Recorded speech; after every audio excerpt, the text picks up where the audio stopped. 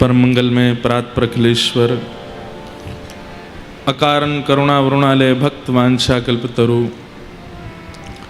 तड़िद्वित विनिंदित पीताम्बरधारी श्री बाल कृष्ण लाल की वांगमयी शब्दमयी वाणीमयी प्रतिमूर्ति हम आप सबके मध्य में विराजमान श्रीमद् भागवत महापुराण को बारंबार प्रणाम। मंच पर विराजमान जिनकी कृपा पूर्ण सन्निधि से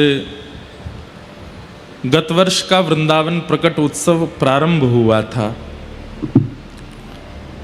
ऐसे परम पूजनीय प्रातस्मरणीय हम सब ब्रजवासियों के परम वंदनीय श्री गीता मनीषी जी परम पूजनीय श्री स्वामी ज्ञानानंद जी महाराज आज विराजमान हैं। आप समस्त चंडीगढ़ वासी और चंडीगढ़ में विराजमान इस प्रकट वृंदावन के समस्त वैष्णवों की ओर से पूज्य महाराज जी को बारंबार वंदन, बारंबार प्रणाम। महाराज जी की बड़ी कृपा है। ये जो वृंदावन प्रकट यहाँ हो रहा है, हमारे हिंदू वैदिक सनातन धर्म में प्रारंभ का बहुत महत्व है और प्रारंभ जिस घड़ी में हो, जिस अवसर में हो, जिस मुहूर्त में हो, जिसके द्वारा हो, उसका बड़ा महत्व है। अनादि काल तक चलने वाला वृंदावन प्रकट उत्सव गत वर्ष प्रारंभ हुआ और पूज्य महाराज जी ने ही दीप प्रज्वलन करके उसका प्रारंभ किया था। महाराज जी की कृपा से ही आप सब युवाजन, आप सब चंडीगढ़ और पंजाब के, हरियाणा के अलग अलग क्षेत्रों से आए सब लोग, आप सब लोग इस वृंदावन प्रकट उत्सव का सुख ले पा रहे हैं। इसमें बहुत बड़ी कृपा पूज्य महाराज जी की है। इसलिए हम महाराज जी को बारंबार प्रणाम करें। जिसका ऋण हो उसे अनेक प्रणाम भी किए जाते हैं। जब जब महाराज जी सन्मुख हों हमें तो प्रणाम ही करना चाहिए कि आपकी कृपा से ही वृंदावन प्रकट उत्सव मन रहा है। ऐसे पूज्य महाराज जी पधारे। बाल्यकाल से ही महाराज जी का बहुत आशीष दास को प्राप्त हुआ। जब इतने लोग कथा सुनते भी नहीं थे तब भी पूज्य महाराज जी के श्री कृष्ण कृपा धाम में सप्ताह कथा श्रवण कराने का दास को अवसर प्राप्त हुआ था। ऐसे महाराज जी बड़ी कृपा करके यहाँ आज पधारे हैं। पूज्य महाराज जी को बारंबार वंदन करते हैं, बारंबार प्रणाम करते हैं। शरद पूर्णिमा आ रही है और श्री कृपा बिहारी लाल जी का अद्भुत उत्सव वृंदावन में पूज्य महाराज जी की सन्निधि में होता है। वृंदावन के लगभग समस्त कथावक्ता, संतवृंद सब वहाँ एकत्रित होते हैं और शरद का अद्भुत आनंद सुख लेते हैं। वास्तव में ये नवरात्रि पूर्ण जिस दिन होगी उसके बाद से वृंदावन में अलग ही सुगंधी होती है। वृंदावन का रस, स्वरूप, भाव, प्रभाव सब कुछ अद्भुत हो जाता है। भगवान पितारात्रि शरदोत्फुल्ल मल्लिका विक्षरंतुम मनश्चक्रे योग मायाम उपाश्रित। वृंदावन कौन है? वृंदावन स्वयं श्री कृष्ण है और शरद पूर्णिमा की चंद्रमा साक्षात किशोरी जी हैं। और किशोरी जी जब प्रकट होती हैं शरद पूर्णिमा, वैसे तो नित्य पूर्णिमा है, अनेक पूर्णिमाएं हैं, पर शरद पूर्णिमा की इतनी विशेषता क्यों? वृंदावन स्वयं श्री कृष्ण है। लाला ये थोड़े नीचे कर दो, या ये जहां से भी आ रही हो। कल वारी ऐसी कमजोर है तो आज महाराज ऐसे आए कि व्यास जी उड़ ही जाएंगे नेका देर में। तो बस इधर वाला भी नेक कर। तो वृंदावन स्वयं श्री कृष्ण है और शरद पूर्णिमा ये किशोरी जी हैं। इसलिए शरद पूर्णिमा के दिन अनेक अनेक उत्सव होते हैं। वास्तव में वृंदावन श्री कृष्ण का किशोरी जी से मिलन उत्सव होता है। उस दिन शरद पूर्णिमा की चंद्रमा पूरे वृंदावन पर अपनी छाँव से, अपने प्रकाश से उसे रस युक्त कर देता है। बड़े बड़े भाव हैं शरद पूर्णिमा के। पूज्य महाराज जी की सन्निधि में उत्सव भी है, वहाँ पर भी सब वैष्णव जाएंगे, दास भी वहाँ थोड़ी देर के लिए सेवा के लिए उपस्थित होगा। बाकी यहाँ 3 को कथा विश्राम करके 4 से 7 तारीख तक गिरिराज जी की तलेटी में शरद उत्सव पर कथा है 4 दिन की। जिनको मन यहाँ भर जाए वो तो मत ही हो, जिनको ना भरे वो महू आ जाइयो, गिरिराज जी आए जाइयो, वहाँ पे सुख लेंगे। पिछली साल भी 11 बजे से कथा हुई थी रात्रि में श्री गिरिराज जी की तलेटी में। 3 बजे तक लगभग सबने खूब आनंद लिया। रात्रि में शरद पूर्णिमा के चंद्रमा के छाँव और पीछे गिरिराज जी की तलेटी। प्रारंभ उसका चंडीगढ़ में ही हो जाएगा। विश्राम के 2 दिनों में यहाँ रास उत्सव मनाया जाएगा, उसका सुख हम लोग लेंगे। तो ऐसे पूज्य महाराज जी का आगमन आज चंडीगढ़ में हुआ है। महाराज जी को पुनः पुनः बारंबार प्रणाम। मंच पर विराजमान समस्त विप्रवृंद, समस्त गंधर्वजन और आप सभी श्रोता भाई बंधु, मातृशक्ति, इस कथा के निमित्त यजमान, बचान परिवार और प्रमुख रूप से श्री बी पराग जी, जिनके मधुर भाव और उत्साह के फलस्वरूप पूरे चंडीगढ़ में वृंदावन प्रकट उत्सव मनाया जाता है। आप सब लोगों को बहुत बहुत जय श्री कृष्ण, जय सिया राम। ऐसे ढीले काय को पढ़ रहे हो? जय श्री कृष्ण, जय सिया राम, जय श्रीमन नारायण, जय जय श्री राधे।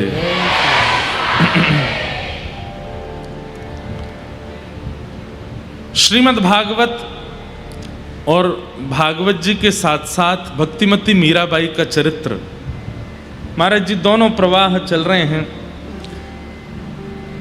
आपका भाव था पूर्व में कि इस वर्ष मीरा चरित्र श्रवण करना है,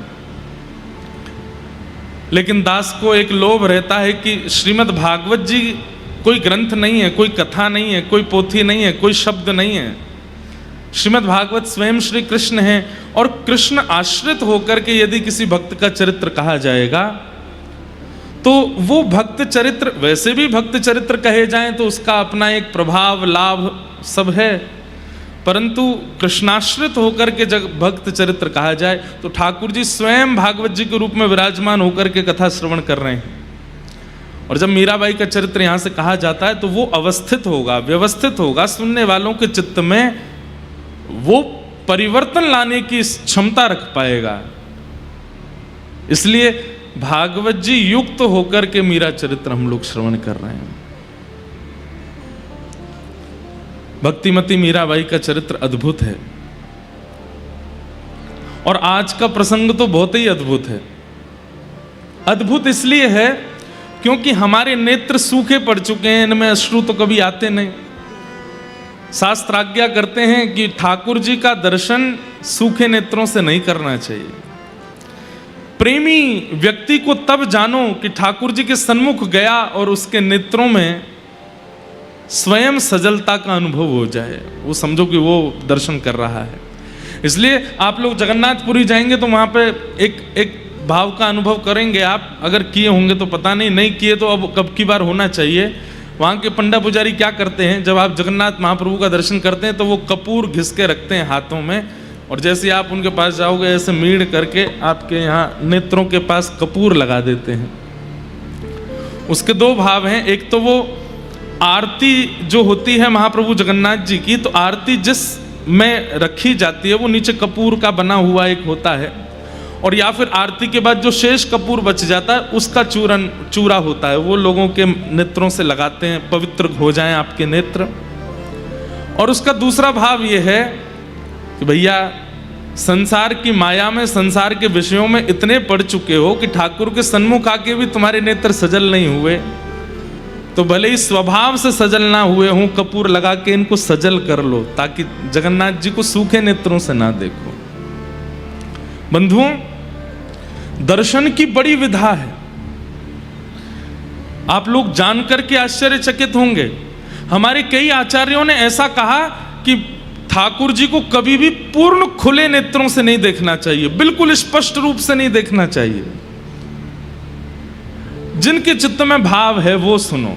अब ऐसे तो भाई कैसे भी करो दर्शन होना चाहिए, पर मूल रूप से बड़े बड़े नेत्र खोल करके और बिल्कुल अपलक नेत्रों से बिल्कुल इधर उधर नहीं कर रहे हैं, देखे ही जा रहे हैं ठाकुर जी को, ऐसे नहीं देखना चाहिए।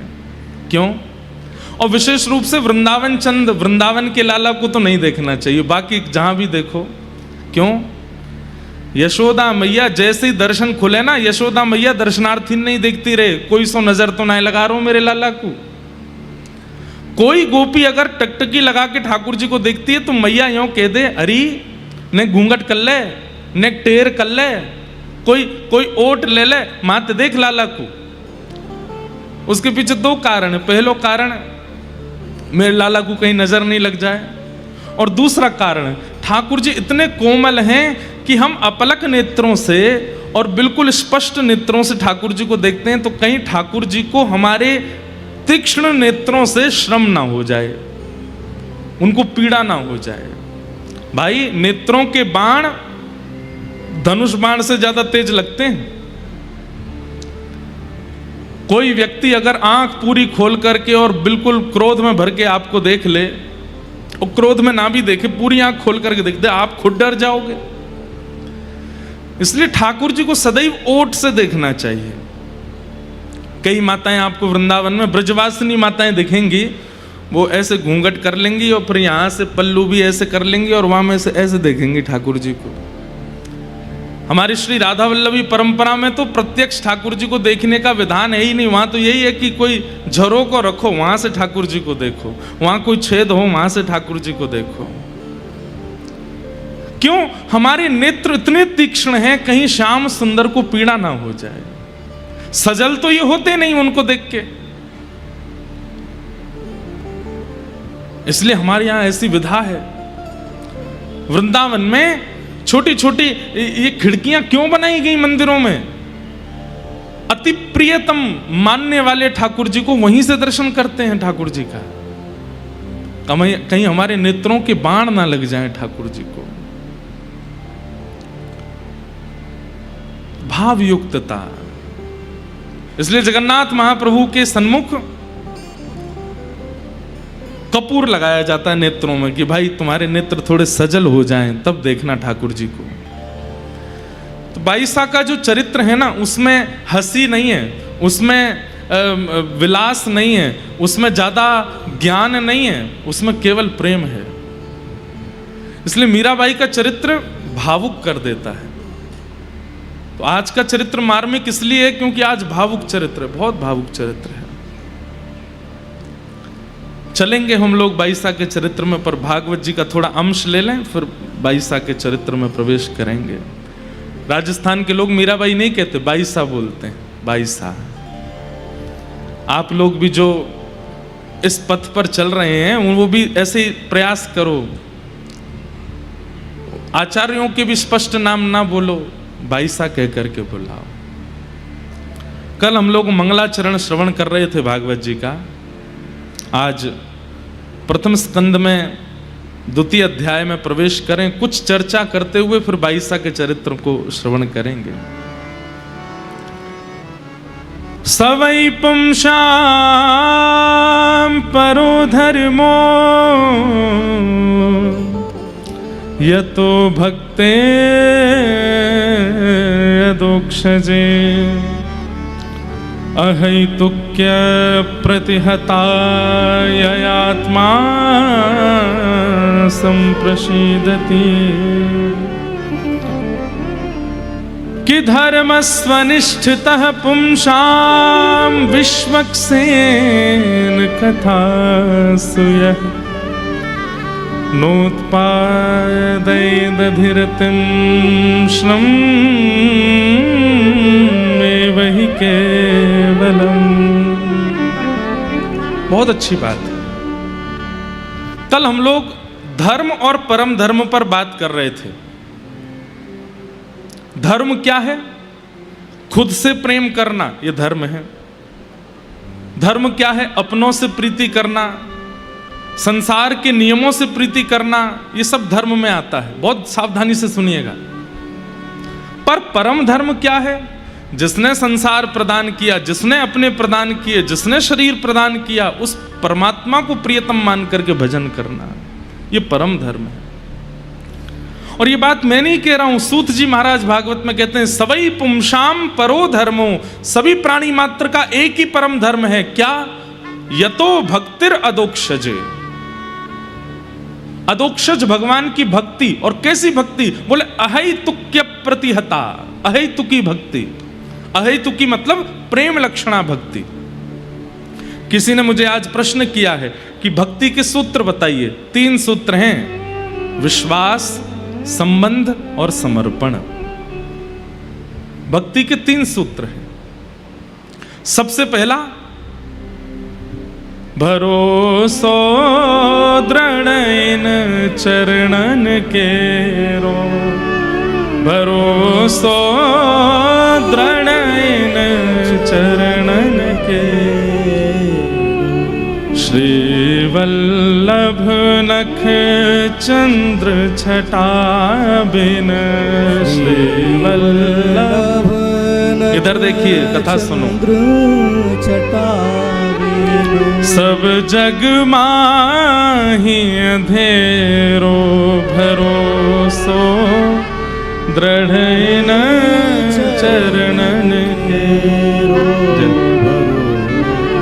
पूज्य महाराज जी को पुनः पुनः प्रणाम। आप आशीष देने के लिए सब चंडीगढ़ वासियों को पधारे। भक्ति का पहला सूत्र क्या है? क्या है? नहीं जोड़ते बोल दो, विश्वास, भरोसा। और विश्वास का मतलब क्या होता है? चाहे जीवन में जैसी परिस्थिति आ जाए, ठाकुर जी के ऊपर प्रश्न ना उठना, ठाकुर जी से कभी शिकायत ना करना, यह विश्वासी व्यक्ति का लक्षण है। बंधुओं, प्रेम का एक स्वरूप होता है। इधर देखिएगा कि सहा गया, और जब प्रेमी सामने आया तो उसको बताया ना। एक होता है कि पूरे दिन सहा, पति गए थे काम पे और पूरे दिन पत्नी ने सहा, जो भी सहा, चाहे रसोई में काम करते करते कुछ सहा, सासू माँ से सहा, पड़ोसी से सहा, बच्चों से सहा, जो भी सहा। शाम को जब पति घर लौट करके आए तो सब बता दिया, रसोई में ऐसा हो गया, माँ ने ऐसा किया, बच्चे ऐसे कर रहे थे, ये हो गया, सुबह से तो ये हो गया, ये हो गया। ठीक है, हम आप सब लोगों के ये स्वभाव में आ चुका है कि हम पूरे दिन जो घटना घटती है उसको इकट्ठी करते जाते हैं और फिर अपना अति प्रेमी मिलता है तो सब बता देते हैं। पर आप जान करके हैरान होंगे, ये प्रेम का स्वरूप नहीं है। प्रेम का स्वरूप क्या है?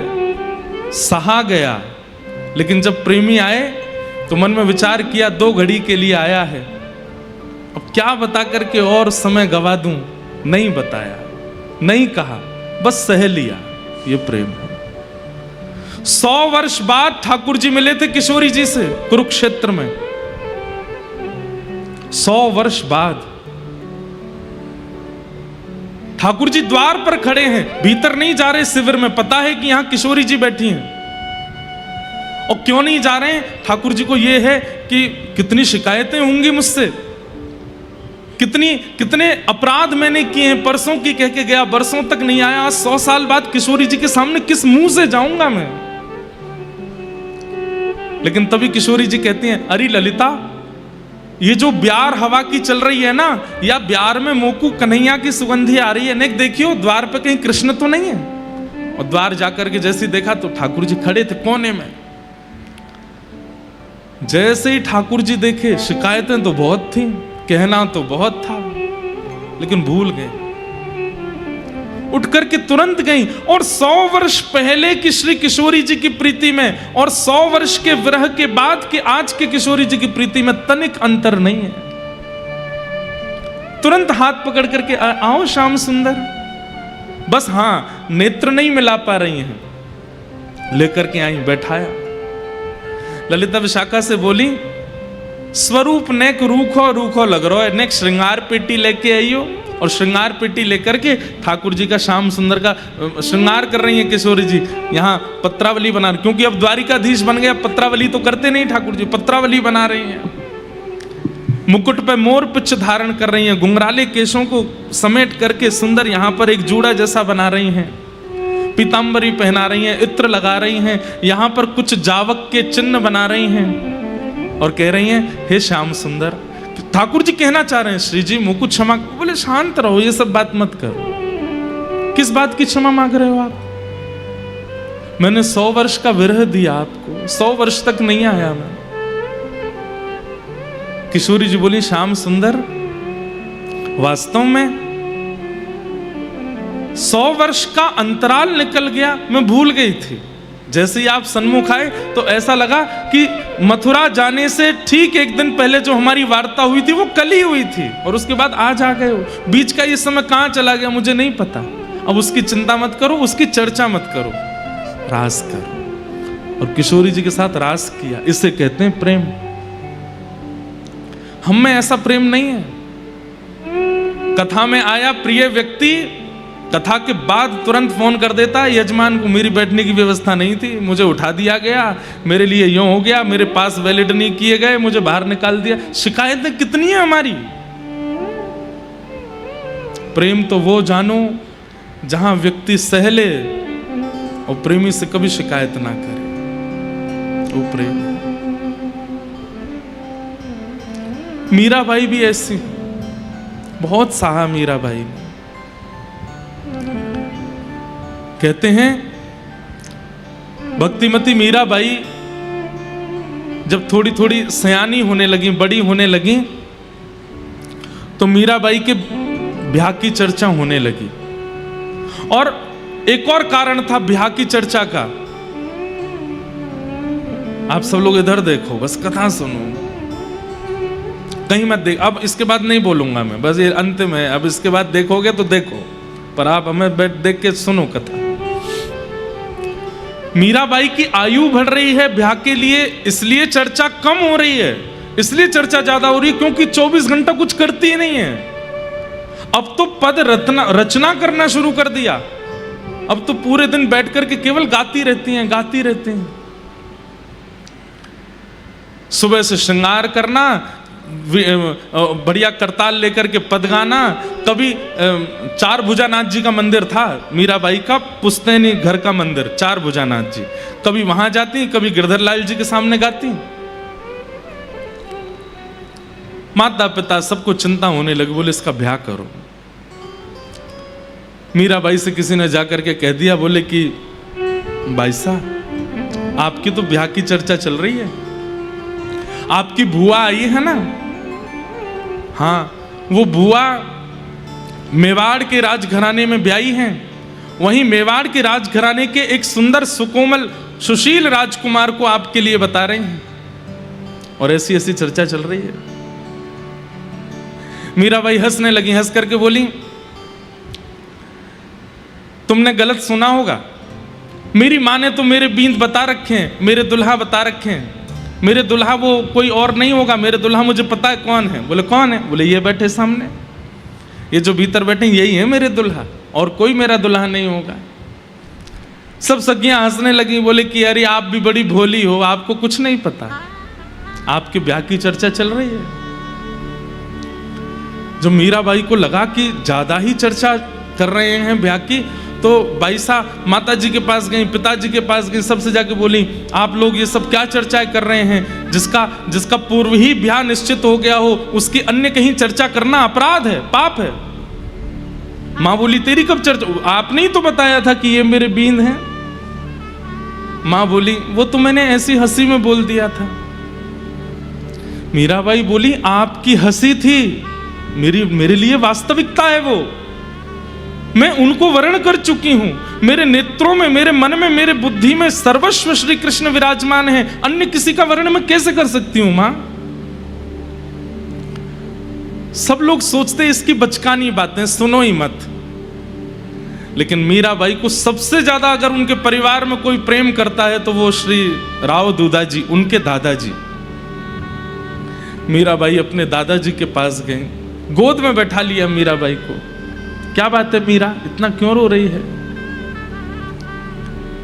आप सबको समझाओ ना। सब मेरे ब्याह की बातें करते हैं, सब कहते हैं कि मीरा का ब्याह होगा, वहां होगा, ऐसे होगा। दादाजी मुझे ब्याह नहीं करना, मैं तो गिरधर लाल को अपना प्रियतम मानती हूं, वही मेरे पति हैं। राव दूधा जी ने मीराबाई के रुदन को देख करके वचन दे दिया, जब तक मैं जीवित हूं तेरा ब्याह नहीं होगा, तू चिंता मत कर। लाली, मेरे बाद अगर ये तेरा ब्याह कहीं कर दें तो मैं नहीं कह सकता, लेकिन जब तक मैं जीवित हूं। मीराबाई बोली, आप कहीं नहीं जाएंगे, आप मेरे पास रहेंगे। मेरे दो ही तो हैं, या तो गिरधर लाल मेरे हैं या मेरे दादू मेरे हैं, और कोई मेरा नहीं है। आप मुझे छोड़ के नहीं जाना। राव दूधा जी हंसने लगे, नहीं जाऊंगा। और राव दूधा जी ने पूरे परिवार को बुला करके कह दिया, मैं जब तक जीवित हूं, मेरी श्वास चल रही है, मीरा का ब्याह नहीं होगा। घर परिवार के लोग बोले, पिताजी आप कैसे हैं? अरे घर के बड़े लोग चाहते हैं कि हमारे बच्चों का ब्याह हो, उनका गृहस्थ आश्रम, आप कैसा निर्णय ले रहे हैं कि मीरा का ब्याह नहीं होना चाहिए? राव दूधा जी बोले, क्योंकि मीरा के अंतरंग रूप को तुम अभी जान नहीं पाए हो। वो किस भाव में रहती है, किस स्थिति में रहती है, उसको तुम अभी समझ नहीं पाए हो। मीराबाई प्रसन्न हो गई, बड़ी खुश है। और जब तक राव दूधा जी रहे, मीराबाई का ब्याह हुआ ही नहीं। ऐसा एक, बंधुओं आप लोग नहीं समझेंगे, लेकिन वो लोग जो भक्ति करना चाहते हैं और सब उनको रोकते हैं, लेकिन एक व्यक्ति उनको ऐसा मिल जाता है जिसके आश्रय में वो भक्ति कर पाते हैं। वो व्यक्ति उनके लिए ठाकुर जी से कम नहीं होता, जिसके कारण वो भक्ति कर पाते हैं। कई लोगों को व्यासपीठ से ऐसी उम्मीद होती है। कोई मुझे बोल रहा था, बोले महाराज जी आपको तो बहुत सेलिब्रिटी जैसी फीलिंग आती होगी, इतने लोग आपको पूछते हैं, इतने लोग आपकी फोटोज लेते हैं, आगे पीछे चलते हैं। मैंने कहा नहीं, जिम्मेवारी वाली फीलिंग आती है। क्यों? इतने लोगों ने आशा लगा रखी है हमसे कि हम उनको ठाकुर जी से मिला रहे हैं। हमारी एक भी गतिविधि, हमारी एक भी इच्छा, हमारी एक भी स्थिति उनके चित्त का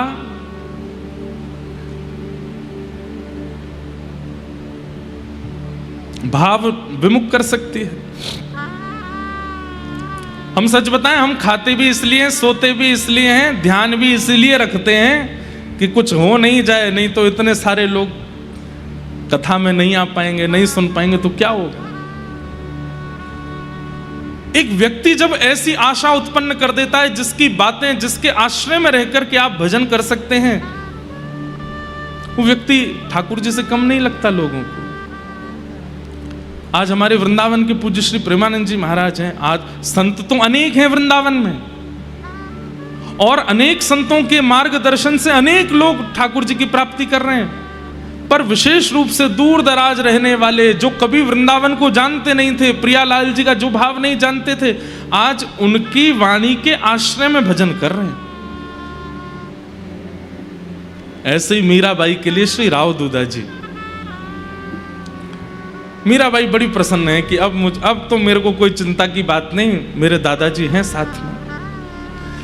इस बात से तो वो प्रसन्न रहती हैं, लेकिन ठाकुर जी के सामने बैठ करके खूब रोती हैं। क्यों? मुझे जगह जगह जाकर के अपनी रक्षा करनी पड़ रही है, और आप कैसे हो? आपकी होने वाली गृहिणी की कहीं और चर्चा चल रही है ब्याह की, और आप बैठे हुए हो। अरे कोई सामान्य संसार का जीव होता और उसका ब्याह पक्का हो गया होता, और उसकी गृहिणी की कहीं और चर्चा होती, वो लड़ लेता, पूरे परिवार के सामने आगे खड़ा हो जाता, और आप पूरे दिन ऐसे खड़े रहो। अरे क्यों नहीं आते हो? आकर के क्यों नहीं सबको बताते हो? मीराबाई व्याकुल हो गई। अब उनके चित्त में इच्छा होने लगी कि मैं वृंदावन जाऊं, क्योंकि कन्हैया वहीं बैठते हैं, वहीं बसते हैं। मीराबाई के चिंतन में ठाकुर जी कोई परमात्मा नहीं जो बादलों के ऊपर रहते हैं। मीराबाई के चिंतन में ठाकुर जी भगवान नहीं है। मीराबाई के चिंतन में ठाकुर जी साक्षात हैं, प्रत्यक्ष हैं और वृंदावन में रहते हैं, यमुना तट पर बंशी बजाते हैं, उनको पता है। मीराबाई सुबह उठते ही अपनी सखियों से यही चर्चा करती हैं, अभी देखो सूर्योदय हो रहा है। बोले हाँ, अभी लाला उठे होंगे, आंख मीट रहे होंगे अपनी, यशोदा मैया से कह रहे होंगे मुँह को माखन खवाओ, मैया मक्खन बिलो रही होगी, मक्खन निकाल के खवावेगी, बाकी बात फिर गौशाला जामेंगे, दूध पीमेंगे, फिर कन्हैया ऐसो करेंगे, फिर कन्हैया, वो उसको पास्ट टेंस में नहीं देखती हैं कि कभी हुई है लीला, वो कहती हैं अभी भी हो रही है वृंदावन में।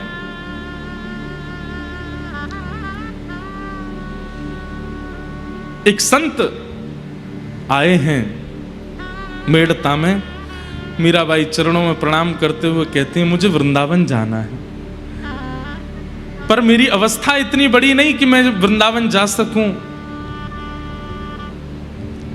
आप कुछ कृपा करो, मैं क्या करूं जिससे मेरा वृंदावन जाने का भाव पूर्ण हो। संत बोले वृंदावन तो ठाकुर जी श्री जी बुलाएंगे तो ही जा सकें। बोले मैं रोज तो कहती हूं पर मुझे बुला नहीं रहे हैं। तब उस संत ने एक युक्ति बताई, बोले मीरा तुम पत्र लिखा करो और पत्र लिख करके वृंदावन जाने वाले, तुम्हारे यहां इतने संत आते हैं, कोई ना कोई वृंदावन जाता है, उनके हाथ अपना पत्र भिजवा दिया करो, वृंदावन तुम्हारा पत्र पहुंच जाएगा। आहा, मीराबाई तुरंत पहुंच गई अपने ठाकुर जी के सामने और पत्र लिख रही हैं ठाकुर जी को। आज तक कभी पत्र नहीं लिखा है, केवल बात की है, लेकिन पहली बार पत्र लिख रही हैं मीराबाई।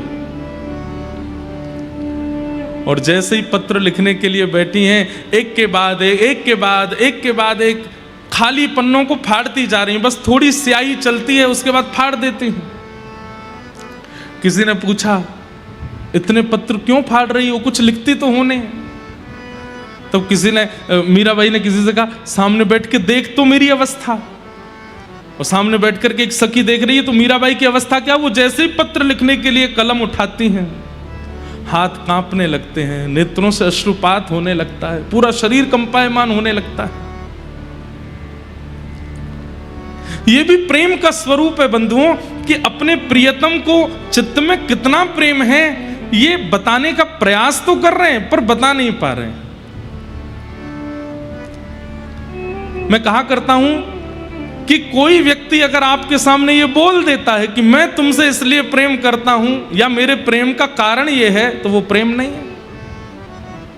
प्रेम का कारण कभी बता ही ना पावे, कभी बोल ही ना पावे, बस उसके मुख को देख के पता चल जाए वो प्रेम है। बहुत मेरे को इतना प्रिय लगता है ये पद कि मैं बहुत कम गाता हूं कथाओं में, लेकिन मुझे ये सबसे प्रिय पद है मीराबाई का। पत्तियां मैं कैसे लिखूं, लिखी ही न जाए, पत्तियां मैं कैसे लिखूं, लिखी पत्तियां मैं कैसे लिखूं, लिखी ही न जाए, पत्तियां मैं कैसे लिखूं, लिखी क्यों? कलम धरत मेरो कर कांपत है, कलम धरत मेरो कर कांपत है, कलम धरत मेरो कर कांपत है, कलम धरत मेरो कर कांपत है। जैसे तैसे कुछ लिख भी देती हूं तो नैन रहे हैं झराए, नैन रहे हैं झराए, पत्तियां मैं कैसे लिखूं, लिखी ही न जाए, पत्तियां मैं कैसे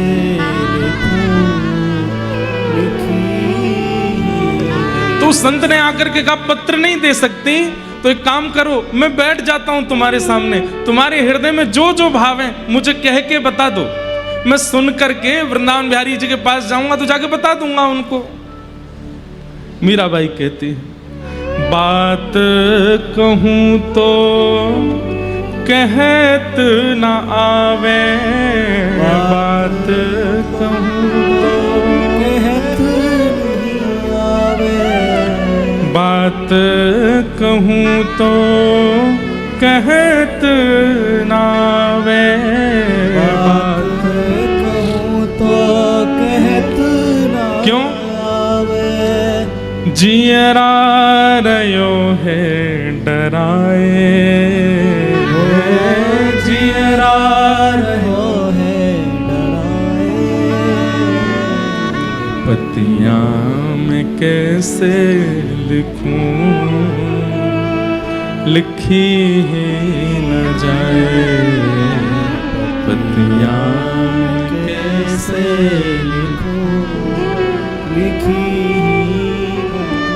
तो फिर संत बोले अब मीरा तू ही बता मैं क्या करूं, तू लिख करके दे नहीं रही है, मुझे बात कुछ बता नहीं रही, तो मैं चलता हूं वृंदावन।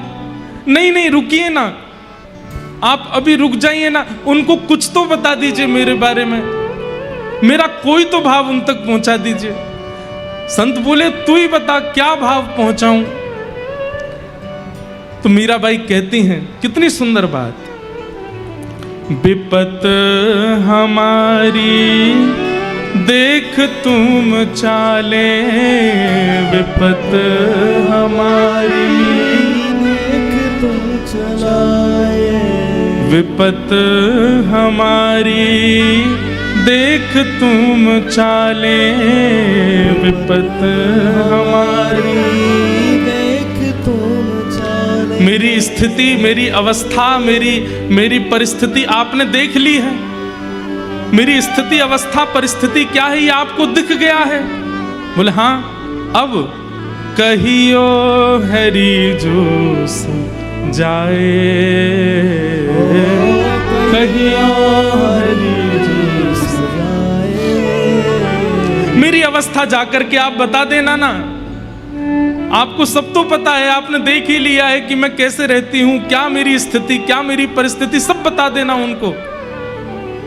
संत बोले ठीक है मैं बता दूंगा। तो रोक लेती मेरा, सुनिए सुनिए, ये मत बताना कि मैं बहुत रोती हूं, ये मत बताना कि मैं पूरे दिन काली मां मुख पे लगा के कृष्ण बनी घूमती हूं।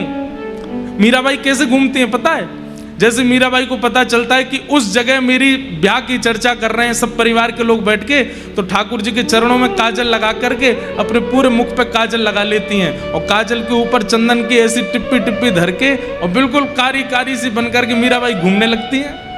और घूमते हुए अपने परिवार वालों के पास जाके कहती हैं देख लो मैं तो ऐसे ही रहूंगी ससुराल में, करा दो कहीं और ब्याह, जैसे मेरे श्याम सुंदर वैसी मैं हूं। घर परिवार के लोग कहते हैं अरे मीरा पागल हो गई है तू। मीराबाई आज उन संत से कह रही हैं ये मत बताना कि मैं बहुत रोती हूं, कहीं ये पता चला कि मैं बहुत रोती हूं तो कहीं मुझे वर्ण करने में संकोच हो गया, तो ये मत बताना कि मैं ऐसे काजल लगा के बावड़ी बनी घूमती हूं। मेरी परिस्थिति बताना ही मत, कुछ मत कहना आप, तो तू ही बता मीरा, पत्र तुझे देना नहीं है, बताना कुछ है नहीं है, तेरी परिस्थिति देख करके मैं बता दूं वो भी तुझे स्वीकार नहीं है, क्या कहूं फिर। मीरा के प्रभु गिरधर नागर, मीरा के प्रभु गिरधर नागर। एक बात कह देना बस, मैं जैसी हूं मेरी परिस्थिति जैसी है वो मुझ तक ही रहने दो, उनको मत बताना। बस उनसे एक बात कह देना मेरे हृदय की, क्या मीरा के प्रभु गिरधर नागर, मीरा के प्रभु गिरधर नागर, चरण कमल रखाए, चरण कमल रखाए। वो बस मुझे अपने चरणों में रख ले। मेरी परिस्थिति, मेरी अवस्था, मेरी व्यवस्था, मेरा स्वभाव कुछ मत बताना उनको, मेरा विरह कुछ मत बताना। छोटे लाला हैं, डर जाएंगे वो। इतनी व्याकुल मेरी स्थिति है, ये सब आप उनको जाके बताएंगे, वो चिंता करेंगे। मत बताइएगा उनको कुछ, बस एक बात कह देना। क्या राजस्थान में राव दूधा जी के परिवार की एक लाली है मीरा, उसको केवल अपने चरणों में वास दे दे, और कुछ नहीं चाहिए। पत्तियां मैं कैसे लिखूं, लिखी ही न जाए। पत्तियां मैं कैसे लिखूं, लिखी ही न जाए। अरे कहां तक कहें, जो संत आते हैं ना मीराबाई के पास, वे अपना वृंदावन जाना 6-6 महीने तक टाल देते हैं मीरा की स्थिति देख करके, कि वृंदावन में भी वो सुख नहीं मिलेगा जो हमें मीरा की अवस्था देख करके मिल जाता है, मीरा की स्थिति देख करके मिल जाता है। सहना और कभी कहना नहीं, ये प्रेम का स्वरूप है। हम आप सब लोग ये नहीं जानते, और कहीं अगर हमने सहा भी और मन में विचार कर लिया कि कहना नहीं है, कहना नहीं है, कहना नहीं है, तो हम रह ही नहीं पाएंगे। हम इतने व्याकुल और इतने विचलित हो जाएंगे कि हमारे मुख से वो बात निकल ही जाएगी। सहना और कुछ ना कहना, ये प्रेम का स्वरूप है। मेरा उद्देश्य आप कहीं प्रताड़ना पे मत ले जाना, कोई और दूसरी चीजों पे मत ले जाना। सहना मतलब विरह, सहना मतलब अपने प्रियतम के, ठाकुर जी की स्मृति में जो विरह होता है उनको सहना, और कभी कहना नहीं।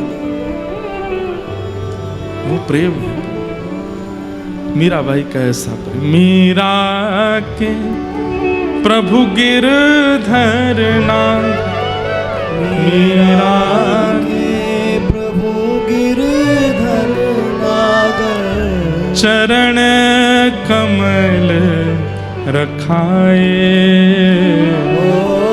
चरण कमल रखाए।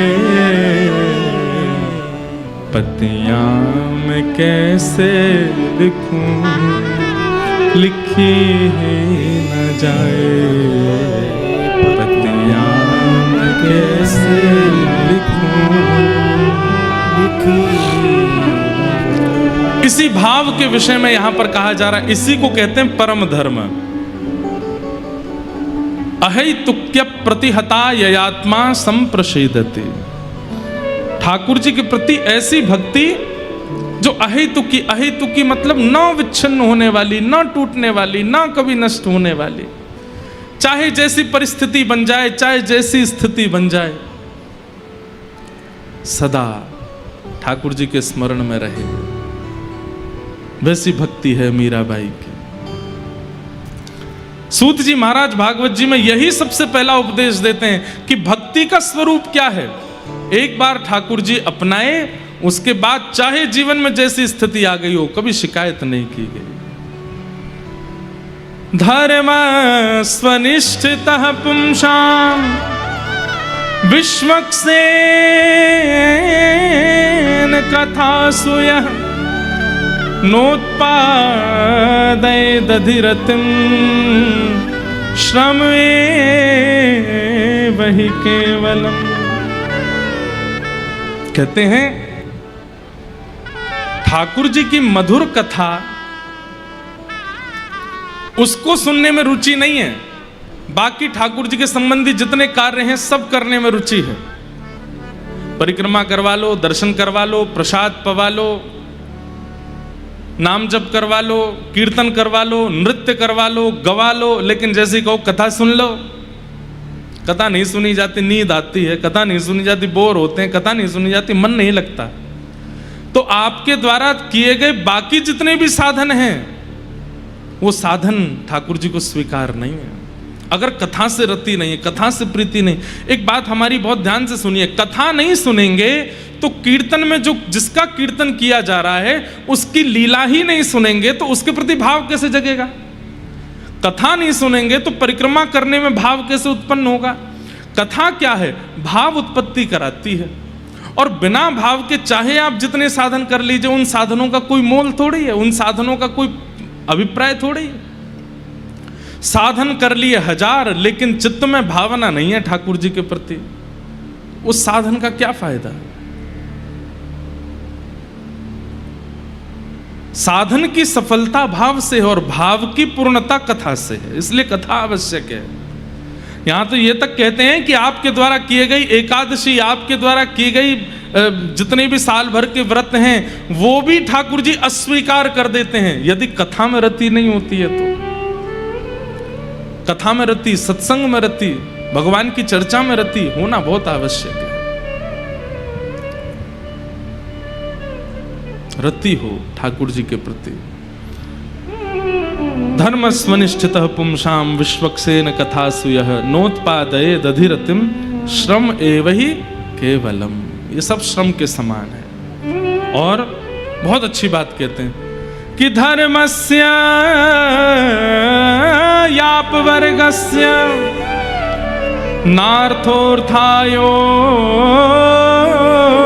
नार्थोर्थायोपकल्पते नार्थस्य धर्मयि कांतस्य कामो लाभाय स्मृत। धर्म कैसा है? बोले अपवर्ग है। अपवर्ग किसको कहते हैं? जहां पवर्ग ना हो।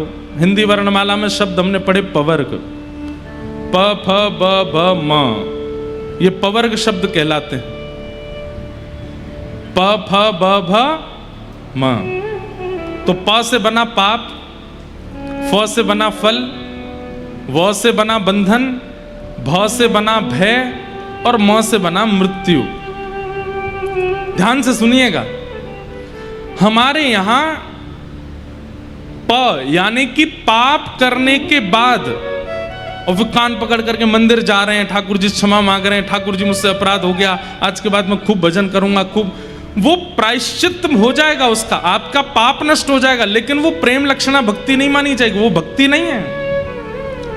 आप अपराध करने के बाद ठाकुर जी से क्षमा प्रार्थी होते हुए मंदिर जाते हैं या ब्राह्मणों से अनुष्ठान कराते हैं, वो भक्ति में नहीं गिना जाता है, वो आपके अपराध नाशक के रूप में प्रायश्चित है, उससे भक्ति नहीं गिनी जाती। तो पाप करने के बाद किया गया भजन श्रेष्ठ नहीं माना जाता, वो भजन है ही नहीं। दूसरा शब्द आता है फ, यानी कि फल की प्राप्ति के लिए किया गया भजन। नवरात्रि चल रही हैं, कई लोगों के 9 दिन के व्रत चल रहे हैं, बिल्कुल फलाहार पा रहे हैं, एक समय ही फलाहार पा रहे हैं, लेकिन 9 दिन बाद देवी मैया के जब सामने अंतिम प्रणाम किया तो उसमें फल मांग लिया कि मैया इन 9 दिनों में हमसे प्रसन्न होकर के आप हमको फलानी फलानी वस्तु दे देना। क्या होगा?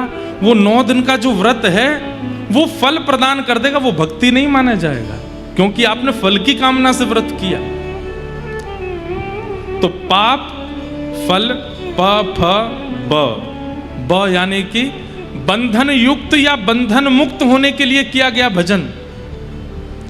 वैसे तो जीवन भर कभी भगवान भजे नहीं, लेकिन अपने किसी मन चाहे से ब्याह करना है, चले गए मंदिर में, पंडित जी आज ही करवाओ, अभी मुहूर्त निकालो, हमारे काल सर्प दोष का निवारण करो, मांगलिक का निवारण करो, ये कर दो वो कर दो। मतलब किसी को अपनाने के लिए आपको धर्म याद आ जाता है। ऐसा धर्म भी धर्म नहीं माना जाता। पाप, फल, बंधन, प फ ब और फिर 5 चौथा आता है भ। भ यानी भय से किया गया भजन। डर लग रहा है, रात में लाइट चली गई, सब इन्वेटर भी बंद हो गया, भूत पिशाच निकट नहीं आवे, महावीर जब नाम सुनावे, ना से रोग हरे सब पीरा, जपत निरंतर हनुमत वीरा, जय जय जय हनुमान गोसाई कृपा करो गुरुदेव की नाई। फ्लाइट में टर्बुलेंस हो रहा है, जय हो श्री गुरु चरण सरोज रज निज मन गुरु सदा जरूर गुरु, हे भगवान बचाओ आज। भय से किया गया भजन। अच्छा, ये तो हुआ कि आपको भय लगा और आपने भजन किया। एक और होता है माता पिता जबरदस्ती करवा रहे, बोले करेगा कैसे, नहीं बैठ के करना पड़ेगा, नहीं करेगा तो ये हमारे घर में तो नियम था पहले, अब तो नहीं है, पर हम जब छोटे थे सब बच्चे घर के, तो हमारे यहाँ था शाम का भोजन नहीं मिलेगा अगर कोई कीर्तन नहीं करेगा। तो सब बच्चे बैठ के कीर्तन करते थे, लेके महाराज मंजीरा बजा रहे हैं, जोर जोर से ढोलक बजा रहे हैं। वो मंजीरा ढोलक ठाकुर जी को नहीं सुनाई, माँ को सुनाई देना चाहिए कि हाँ कीर्तन कर रहे हैं। अब जाके समझ में आया कि भय से किया गया भजन ठाकुर जी को स्वीकार नहीं होता। तो प फ ब भ, पाप फल बंधन भय, और अंतिम शब्द आया म, यानी कि मृत्यु। मृत्यु समीप आने पर भगवान का भजन, या फिर कई बार ऐसा होता है कि हमारे घर का कोई व्यक्ति मरणासन अवस्था में है और फिर हम उसके लिए पाठ करा रहे हैं, ब्राह्मण जी बैठा रहे हैं, ये करवा रहे हैं, वो करवा रहे हैं, अनुष्ठान करवा रहे हैं, उसके सामने राधा राधा मंत्र चला दिया, चलता रहे, सुनता रहे, सुनता रहे। क्यों? प्राण निकलने वाले हैं, कुछ ही दिन बचे हैं। उस समय पर किया गया भजन भी मुक्ति दे देगा, लेकिन वो भजन भक्ति प्रेम भक्ति में स्वीकार नहीं किया जाता। इसलिए यहां अधिकतर जितने भी बैठे हैं वो सब प्रेम लक्षणा भक्ति के उपासक हैं। आपसे हमारी प्रार्थना, पाप फल बंधन भय और मृत्यु, इन 5 कारणों से कभी ठाकुर जी का नाम मत लीजिएगा। पाप हो गया, आप ठाकुर जी से कहो नाथ पाप मैंने किया है, इसका मुझे प्रायश्चित नहीं, इसका जो फल हो मैं भोगूंगा, मुझे दीजिए। ये प्रेम लक्षणा भक्ति करने वाले का स्वभाव है। बंधन मिले तो अच्छा, नहीं मिले तो कोई बात नहीं, ठाकुर जी आपने कोई बढ़िया सोच के रखा होगा, उससे प्रार्थना नहीं करते। कई बहनें तो बेचारी मनपसंद जो जिसको वो प्रेम करती हैं उसको पाने के लिए ही शंकर जी पे दूध चढ़ाती रहती हैं, इसको दिलाओ, मिल जाए तो अच्छा, नहीं मिले तो नाथ आप जैसी इच्छा, आप जैसा प्रयास करेंगे, हमारी कोई आपसे अर्जी नहीं है। ये प्रेमी भक्त का लक्षण होता है। पाप बंधन भय, भय से कभी भजन नहीं करेगा, भय लगने पर कभी भगवत स्मरण नहीं, भय लगने पर उसकी निवृत्ति ढूंढ लेगा, लेकिन ठाकुर जी का नाम उच्चार, अब वो बात अलग है कि हमारे स्वभाव में आ चुका है तो हम कर लेते हैं, भय से भजन नहीं। प फ ब, फल की प्राप्ति के लिए भजन नहीं। चाहे दुनिया की कैसी भी वस्तु हो, मेरे भाग्य में होगी तो मुझे मिलेगी, मैं उसके लिए यत्न नहीं करूंगा, मेहनत करूंगा, परिश्रम करूंगा, दिन रात एक करके कमाई करूंगा, सब करूंगा, पर उसके लिए ठाकुर जी से प्रार्थना नहीं करूंगा, हे बिहारी जी हमें ये दे दो, हे बिहारी जी हमें ये दे दो। हमने अपनी कथा में फल प्रदान करने वाले भजन गाने बंद कर दिए। फल मांगना ही नहीं है ठाकुर जी से। ठाकुर जी आपके सामने खड़े हैं, यही एक फल है, आपके पूर्व जन्म के कर्मों का फल है कि आप उनके सामने खड़े हो, आप उनका नाम उच्चारण कर रहे हो। उसके बाद उनसे फल क्या मांगना? फल से तो रस मांगा जाता है, सामने खड़े हैं उस रस का आस्वादन करें। और मां यानी कि मृत्यु, मृत्यु से भयभीत होकर के भजन नहीं। मीराबाई का ऐसा भाव, उन बिल्कुल निर्भीक होकर के गाती हैं। बोले राणा जी रूठ जाए, राणा कौन था पता है? मीराबाई का देवर। कल की कथा में वो विस्तार आएगा उसका। तो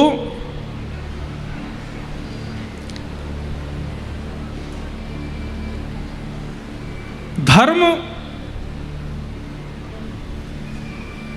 पाप, फल, बंधन, भय और मृत्यु के कारण से नहीं करना चाहिए। हम कम से कम हम लोगों को, हम प्रेम लक्षणा भक्ति के उपासक हैं, हम ठाकुर जी से प्रेम करते हैं, हमारी कोई इच्छा नहीं है उनसे। हमारी भक्ति तो कम से कम ऐसी हो कि हम इन 5 भावों से ठाकुर जी का भजन ना करें। हाँ, इतना कह सकते हैं कि जैसे फल की प्राप्ति में कई लोगों को संतान की कामना होती है, कई लोगों को उज्जवल भविष्य की कामना होती है। हर कामना के पीछे उद्देश्य ठाकुर जी हों। संतान ऐसी मिले जो वृंदावन से प्रेम करने वाली हो, ऐसे हमें पति मिले जो वृंदावन ले जाने वाले हों, ऐसी पत्नी मिले जो ठाकुर जी का भजन कराने वाली हो, इस कामना से अगर फल की कामना भी की जाए तो वो फल गलत नहीं है, वो भी उचित है। इस भाव से फल की कामना की जा सकती है। मीराबाई प्रेम से ठाकुर जी की सेवा करती हैं। आज जन्माष्टमी आ रही है। बंधुओं, पहली बार मीराबाई को ठाकुर जी का दर्शन कब हुआ? सुनो, हर साल मीराबाई पूरे कल मैंने बताया था ना कि मीराबाई के ठाकुर जी जहां विराजते थे उसका स्थान का नाम क्या था? श्याम कुंज। श्याम कुंज में मीराबाई विराजमान रहती, और मीराबाई के श्याम कुंज में प्यारे गिरधर लाल जी आनंद सो विराजते। श्री राधा रमण लाल की जय। परमानंद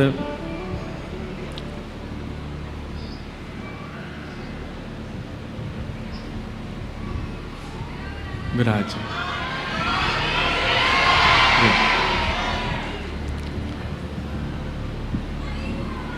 जय।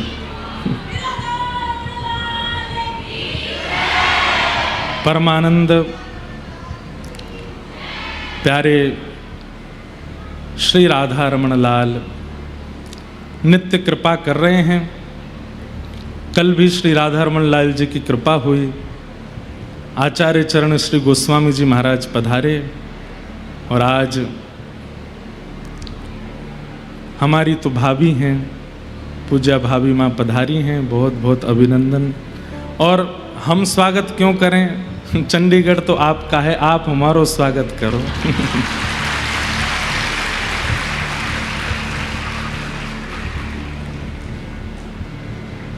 और विशेष रूप से तो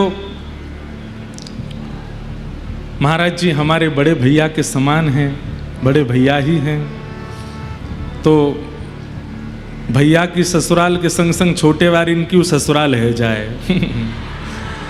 तो उस नाते से तो चंडीगढ़ में हमारा आतिथ्य होना चाहिए, स्वागत होना चाहिए। पर आज कृपा करके आपका आगमन हुआ।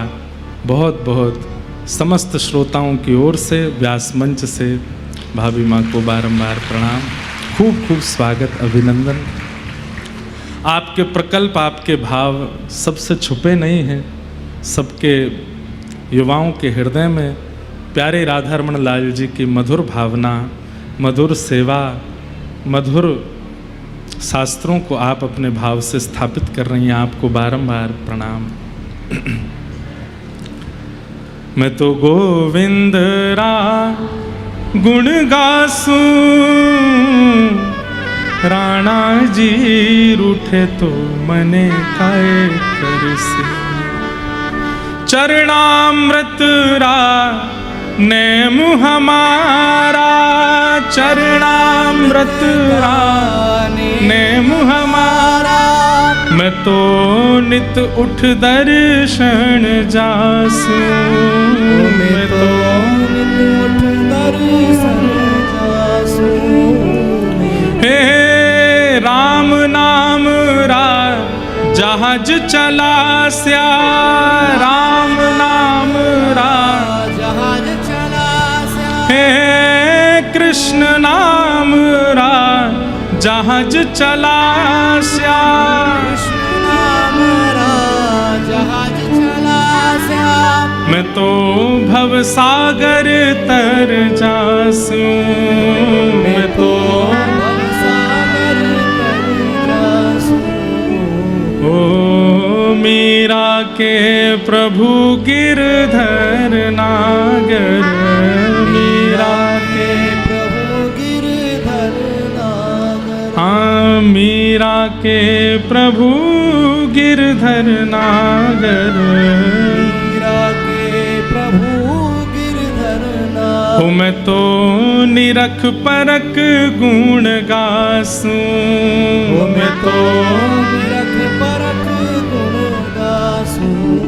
हो मैं तो गोविंद रा गुण गासूं, राणा जी रूठे तो मने काय करसूं। मैं तो गोविंद निर्भयी हैं मीराबाई। तो जन्माष्टमी का दिन था और मीराबाई 10 साल से जन्माष्टमी मनाती आ रही हैं। खूब प्रेम से मंदिर सजाती हैं, खूब अपना श्रृंगार करती हैं, लाल जी की जैसे विधि से पूजा सेवा होनी चाहिए सब करती हैं। लेकिन आज बाईसा सुबह से बहुत परेशान है, रूठी हुई हैं। तो सखियों ने पूछा कि आप इतनी निराश क्यों हैं, आप तो जन्माष्टमी का उत्सव इतने आनंद से मनाती हो, आज क्या हुआ? तो मीराबाई कहती हैं हमेशा मैं ही मनाती रहूं, ये तो कभी आते नहीं, ये तो कभी आते नहीं हैं। अरे जब इतनी सजावट हम करते हैं, इतना प्रेम से हम श्रृंगार करते हैं, इतने भाव से हम सब व्यवस्था करते हैं, ये क्यों नहीं आते हैं? इनको भी तो आना चाहिए। तो किसी सखी ने कह दिया आज पता नहीं क्यों मन में ऐसा लग रहा है भाई साहब आज ये आएंगे, आज ये आएंगे। तो बाईसा का स्वभाव ऐसा है। और बंधुओं, हर प्रेम लक्षण भक्ति वाले का ऐसा स्वभाव हो जाता है, उसको किसी के द्वारा कहे गए शब्दों में छल कपट झूठ का अनुभव नहीं रहता। समझ रहे हैं? हमारी इतना सीधा हो जाता है प्रेम उपासी कि कोई व्यक्ति कुछ कह दे, उसको ये नहीं पता चलता कि ये छल में बोल रहा है, ये कपट कर रहा है या झूठ बोल रहा है। आप कहेंगे महाराज जी इससे अच्छा तो फिर प्रेम उपासक बनना ही नहीं चाहिए व्यक्ति को। जब उसको छल कपट और झूठ का ही पता नहीं चलता तो कोई भी छल करेगा, कोई भी कपट करेगा, कोई भी उसको झूठ बोल के बहला फुसला के उसके साथ कुछ भी गलत कर सकता है। हमारी बात सुनिएगा, व्यक्ति जब प्रेम मार्गी हो जाता है, प्रेम भक्ति पथिक का उपासक हो जाता है, तो उसके चित्त में स्वाभाविक दीनता आ जाती है।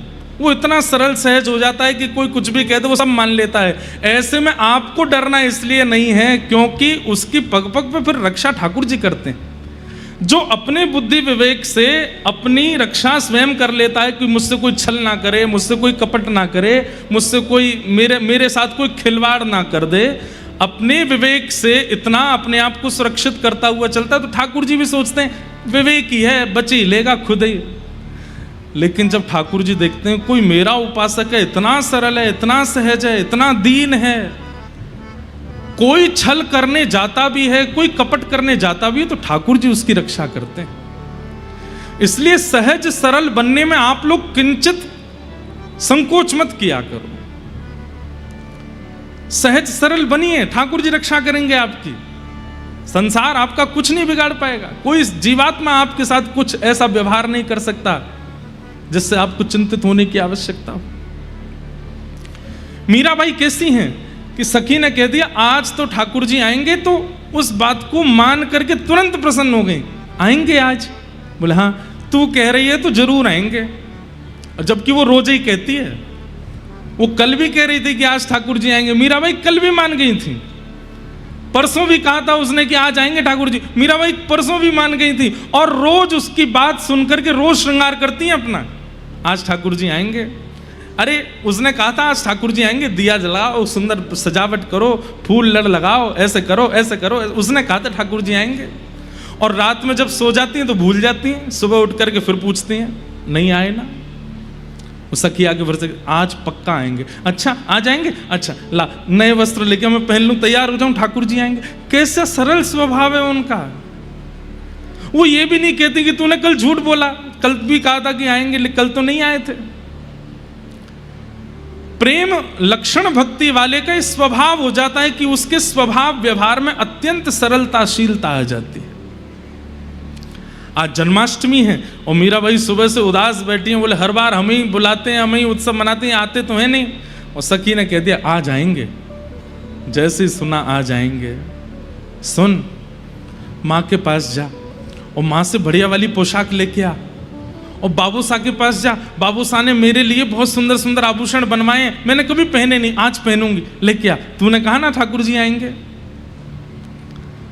सुंदर श्रृंगार कर रही हैं, सुंदर सजा रही हैं स्वयं को, आज आएंगे। नृत्य कर रही हैं, गा रही हैं, खूब आनंद कर रही हैं, झूम रही हैं। और रोज जाती हैं, सबको निमंत्रण दे के आती हैं कि आज मेरे गिरधर लाल जी के आंगन में जरूर आना। क्यों? ठाकुर जी आएंगे। सब लोग कहते हैं मीरा तू तो रोज कहती है। बोले मैं रोज कहती हूं, पर उसने आज ही कहा है, जबकि वो भी रोज ही कहती है, लेकिन ये स्वभाव बन गया है उनका, इतनी सरल है। राव दूधा जी के पास गई, जाकर के बोली बाबू साहब आज जन्माष्टमी है।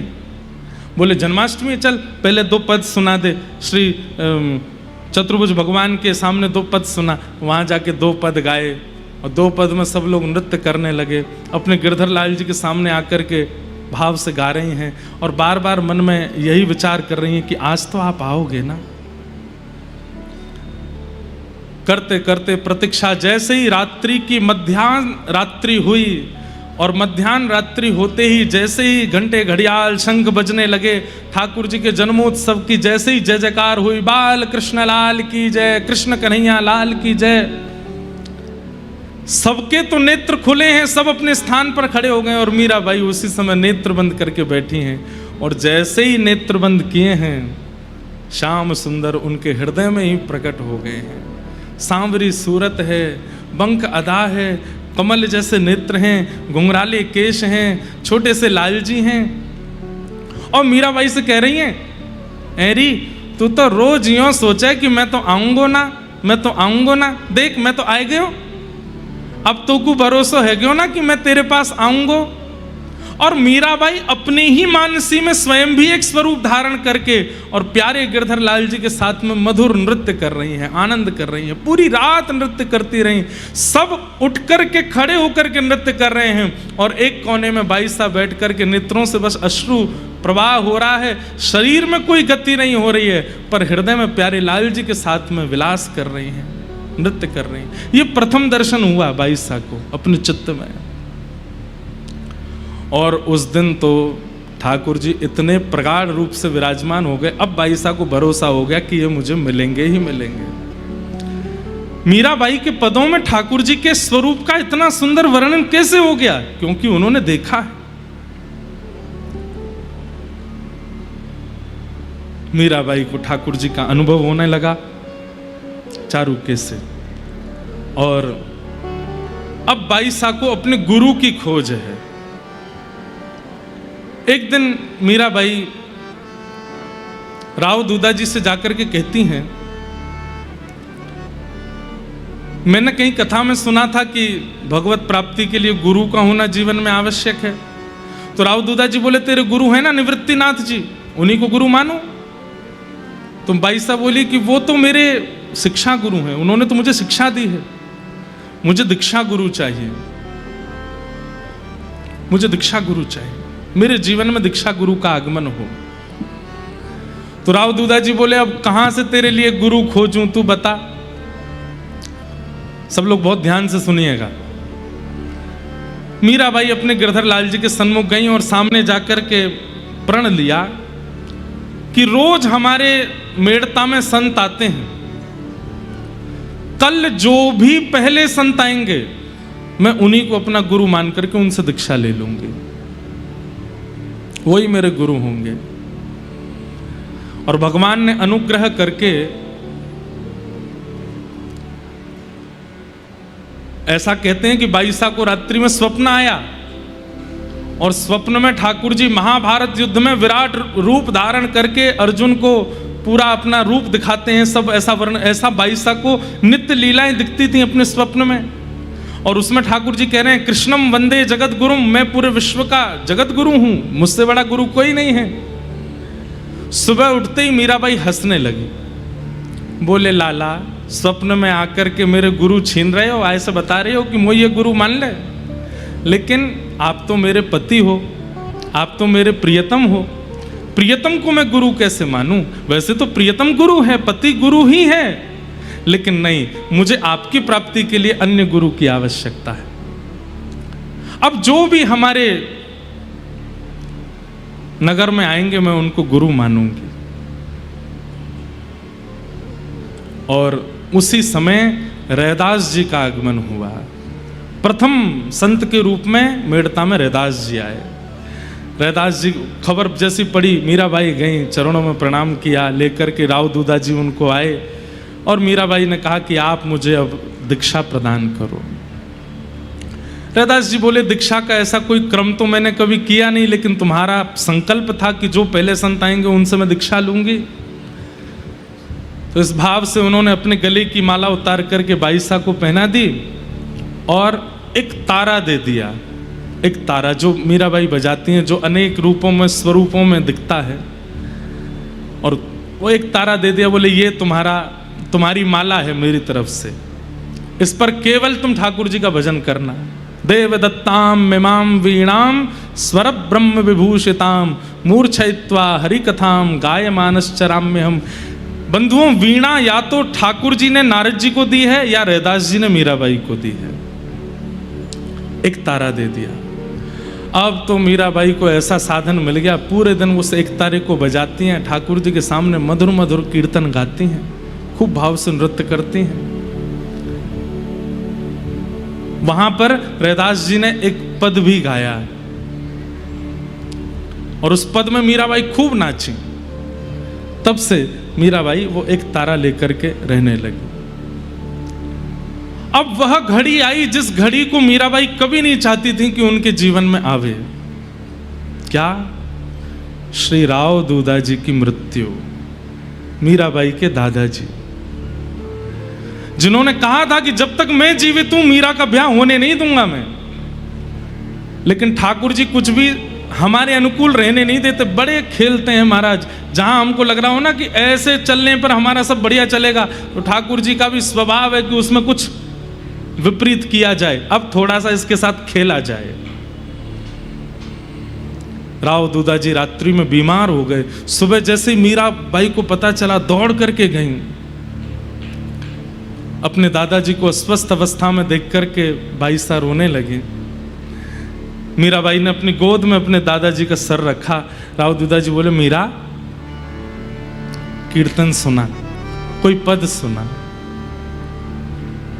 और मीराबाई अपने दादाजी को पद सुनाती, और वो पद सुनते सुनते जैसे पद विश्राम हुआ, राव दूधा जी ने मीराबाई का हाथ पकड़ के कहा, मीरा अब मुझे पता चल गया है कि मेरे जाने का समय आ गया है। मीराबाई बोली, आप ऐसा मत कहो, एक आप ही तो हैं जिनके कारण मैं इतनी निर्भीकता से भजन करती हूँ, अपने गिरधर की सेवा करती हूँ। आप जानते हैं ना दादाजी, आपके जाते ये परिवार के लोग सब मेरे साथ क्या करेंगे? ये मेरा विवाह कर देंगे। मैं बाध्य हूं, मैं अब इनको रोक नहीं सकता। मीराबाई खूब अपने गिरधर लाल के सामने जाके खूब उनको डांटती हैं, फटकारती हैं। बोले, खुद भी नहीं आते हो और मेरा जो है उसको मुझसे छीन भी रहे हो। स्वयं तो आते नहीं और जिसके आश्रय में मैं रहती हूं उनको मुझसे दूर क्यों कर रहे हो आप? दौड़ करके फिर गई राव दूधा जी के पास, तो जाकर के देखा, चार भुजानाथ गिरधर लाल, चार भुजानाथ गिरधर लाल, चार भुजानाथ गिरधर लाल, ये कीर्तन चल रहा था उनके मुख से। चार भुजानाथ इनके कुल के देवता हैं और गिरधर लाल मीराबाई के हैं। मीराबाई गई, जाके हाथ मलती हैं, चरण मलती हैं, सिर पर कुछ रखती हैं, लेकिन समय हुआ और श्री राव दूधा जी चले गए। बहुत रोई मीराबाई। ये एक पहला संसारी ऐसा क्रम था जिसमें मीराबाई रोई हैं। बाकी कल की कथा में आप मीरा चरित्र में और भी सुनेंगे, बहुत कुछ हुआ, लेकिन बाईसा कभी संसारी किसी प्रलाप में रोई नहीं। और वो भी इसलिए नहीं रोई है कि दादाजी जा रहे हैं, वो इसलिए रो रही हैं कि मेरे भक्ति के प्रवर्तक जा रहे हैं, मेरे प्रथम गुरु जा रहे हैं। बहुत रोई बाईसा। 3 दिन तक मूर्छित रही अपने दादाजी की स्मृति में। 3 दिन बाद जब होश आया, लाल जी की सेवा करती हैं, लेकिन रूठ गई हैं ठाकुर जी से कि आपने मेरे दादाजी को क्यों दूर किया। और अब वही होने लगा जो नहीं होना था। बाईसा के विवाह का पूरा क्रम प्रारंभ हो गया।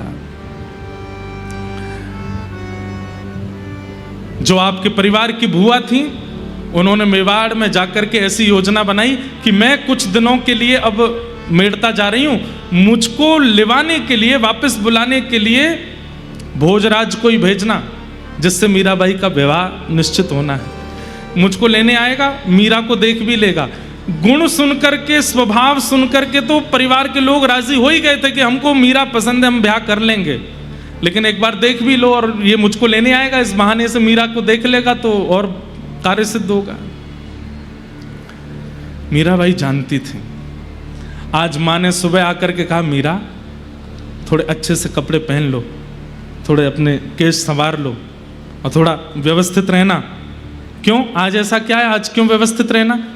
बस कह रही हूं ना, व्यवस्थित रहो। मीराबाई समझ गई कि कोई, अब दादाजी तो नहीं है, अब ये लोग मानेंगे नहीं। भाई साहब बोली, हाँ मैं श्रृंगार करके आती हूँ।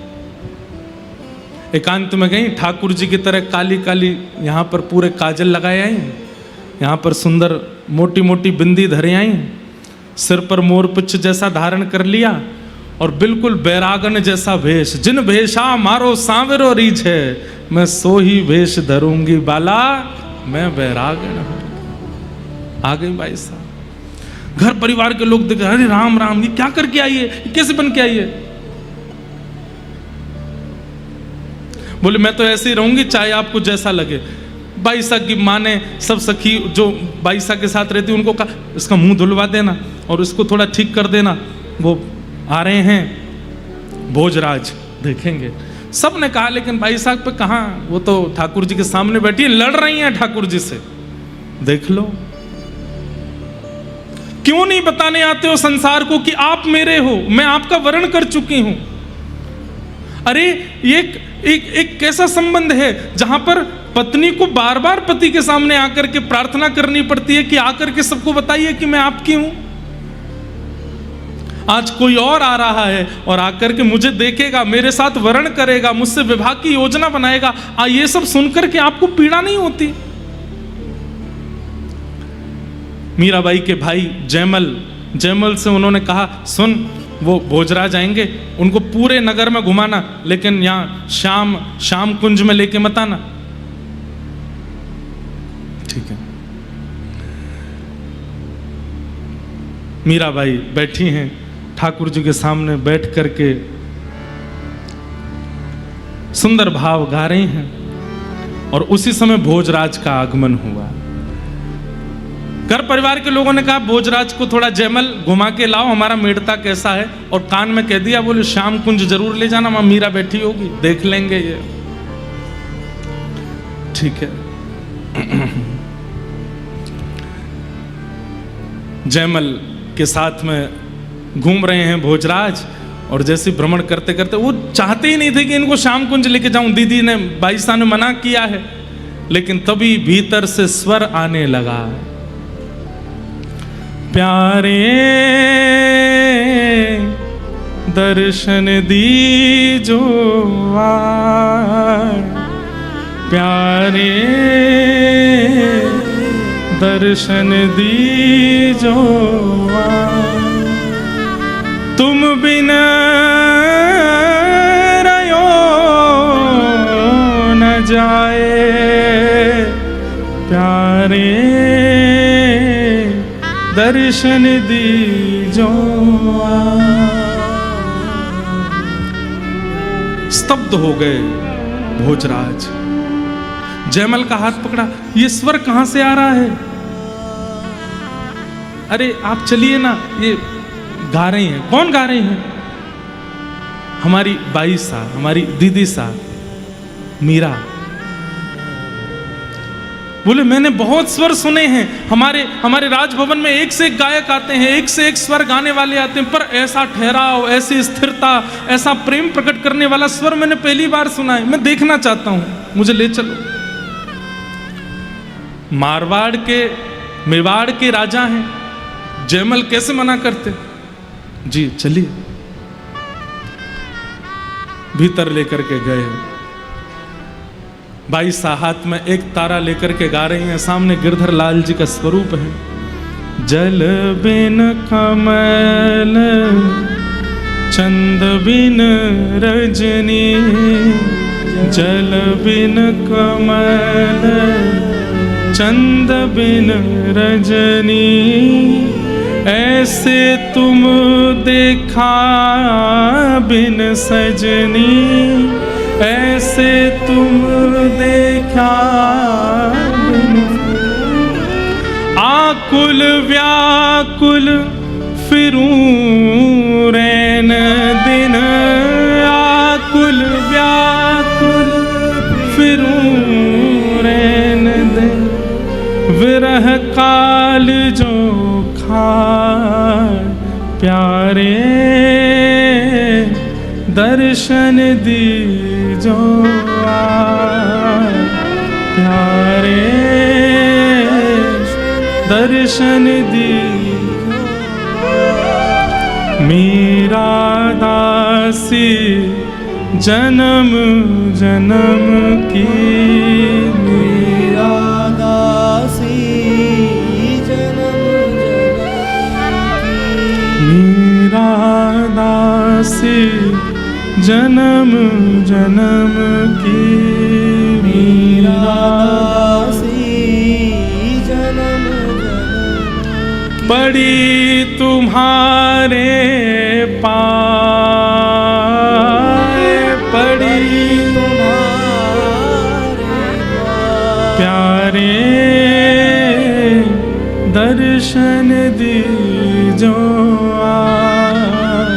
प्यारे, बंधुओं, यहाँ बाईसा गा रही हैं और पीछे खड़े हुए खम्भ से सिर लगा करके खड़े हुए भोजराज के नेत्रों से अश्रु गिर रहे हैं। वो स्वयं से पूछ रहे हैं कि मैं तो भक्त नहीं हूं, मुझ में तो भजन नहीं है, मैं तो कभी ठाकुर जी का दर्शन किया नहीं, फिर मैं इतना सजल क्यों हो रहा हूं, मुझे इतना प्रेम मेरे चित्त में क्यों उमड़ रहा है, मैंने कभी कथा नहीं सुनी, मैंने कभी भजन नहीं किया, मेरे हृदय में इतना विरह क्यों हो रहा है ये स्वर सुन करके। भोजराज ने तो मानो मन बना लिया कि ब्याह करूंगा तो इन्हीं से करूंगा, चाहे मुझे प्राण त्यागने पड़े, लड़ना पड़े, लेकिन इनको लिए बिना नहीं जाऊंगा, इन्हें स्वीकार करूंगा।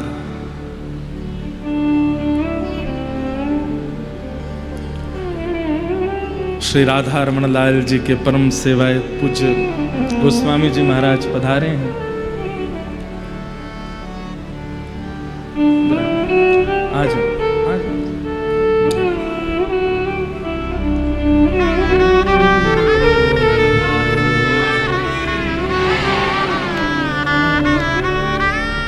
तुम बिन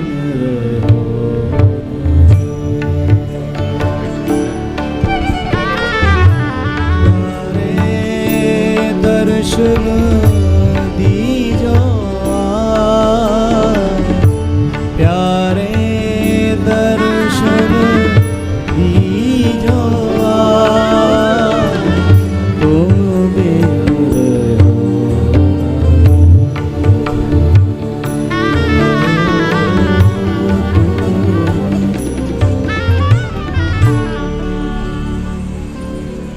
प्यारे राधा रमण लाल जी तो खूब ही बरस रहे हैं। आज परम पूजनीय श्री राधा रमण लाल जी के परम सेवायत श्री मनमाध गौड़ेश्वर वैष्णवाचार्य श्री कार्तिक गोस्वामी जी महाराज पधारे हैं। महाराज जी को बारंबार प्रणाम, बारंबार वंदन।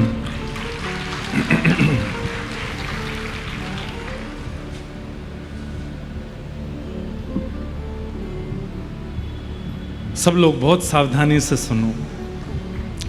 मैं इस प्रसंग में प्रवेश बहुत मुश्किल से कर पाया हूं, अब मैं निकल नहीं पा रहा हूं, इसलिए सुनिए।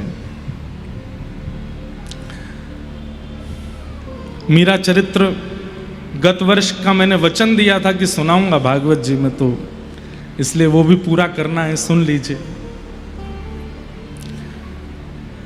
भोजराज पीछे खड़े हैं और नेत्रों से अविरल इतना रोना ठाकुर जी के लिए कभी किया ही नहीं था, कभी रोए ही नहीं है वो आज स्वयं से पूछ रहे हैं कि ऐसा मेरे साथ क्या हो गया है कि मैं इनका स्वर सुन रहा हूं और मुझे रोना आ रहा है।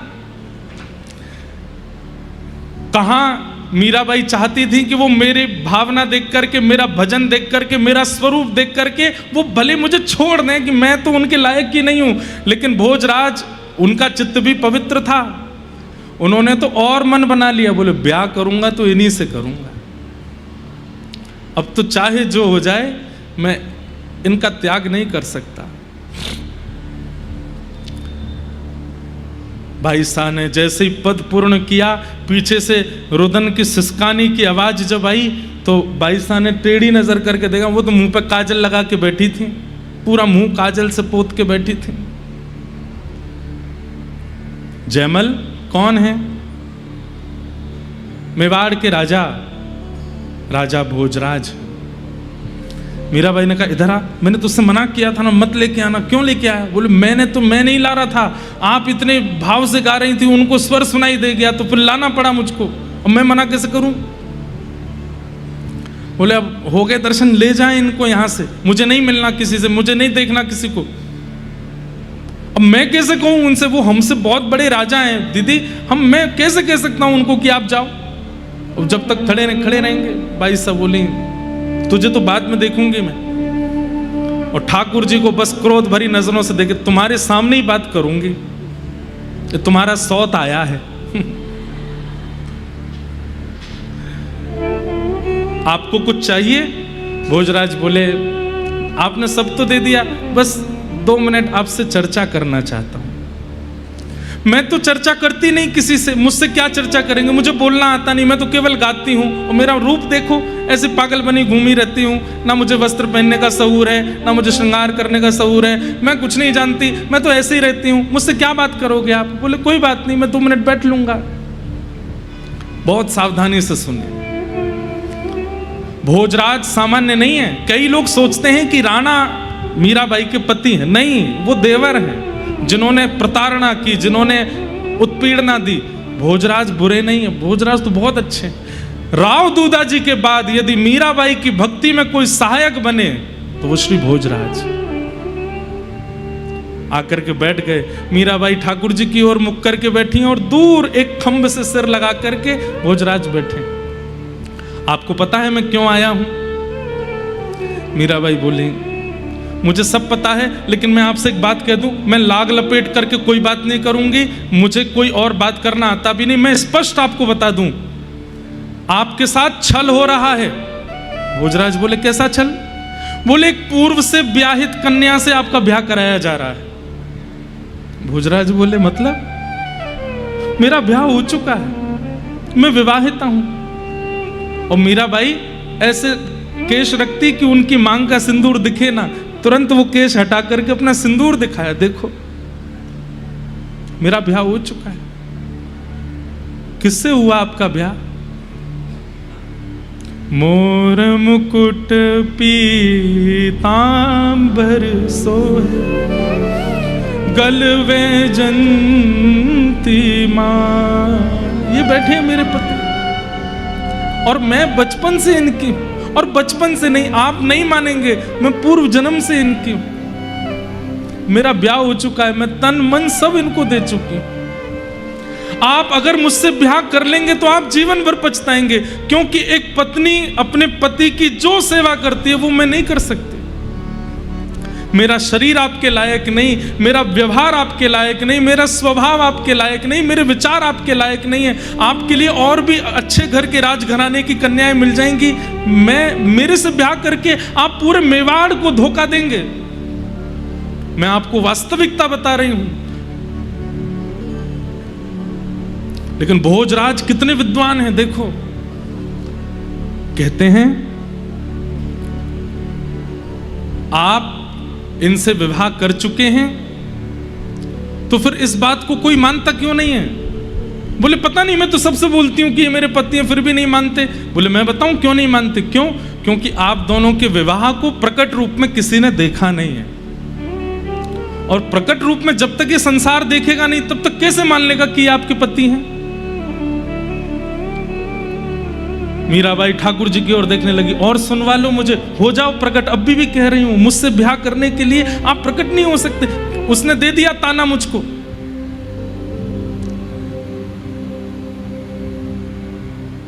भोजराज कहते हैं आप बिल्कुल धैर्यपूर्वक मेरी बात सुनिएगा। मुझे आपसे विवाह आपके रूप के लिए नहीं करना, मुझे आपसे विवाह एक पति की इच्छाओं की पूर्ति के लिए नहीं करना। मेरे विवाह का कारण तो जान लीजिए कि मुझे आपसे विवाह क्यों करना है। भाई साहब बोली, मुझे सुना ही नहीं जा रहा है ये बात, मैं पूर्व से विवाहित हूं, आप मुझसे विवाह क्यों करेंगे? बोले मेरी बात तो सुनिए। जैसे अप्रकट रूप में आपने ठाकुर जी से ब्याह कर लिया, किसी को पता नहीं चला, लेकिन आपका विवाह संबंध है ना ठाकुर जी से? बोले हाँ है। ऐसे ही प्रकट रूप में, एक नाट्य रूप में मेरे साथ विवाह कर लिया, सबको लगेगा कि आप ठाकुर जी, आपका मुझसे ब्याह हो गया, पर अंतरंग रूप से मैं आपको कभी परेशान नहीं करूंगा, आप इन्हीं की रहोगे। बाह्य रूप से सबको लगेगा कि आपका ब्याह मुझसे हो गया है, पर अंतरंग रूप से मैं जानता हूं कि आप पर मेरा कोई अधिकार नहीं है, आप पर अधिकार तो इन्हीं का ही है।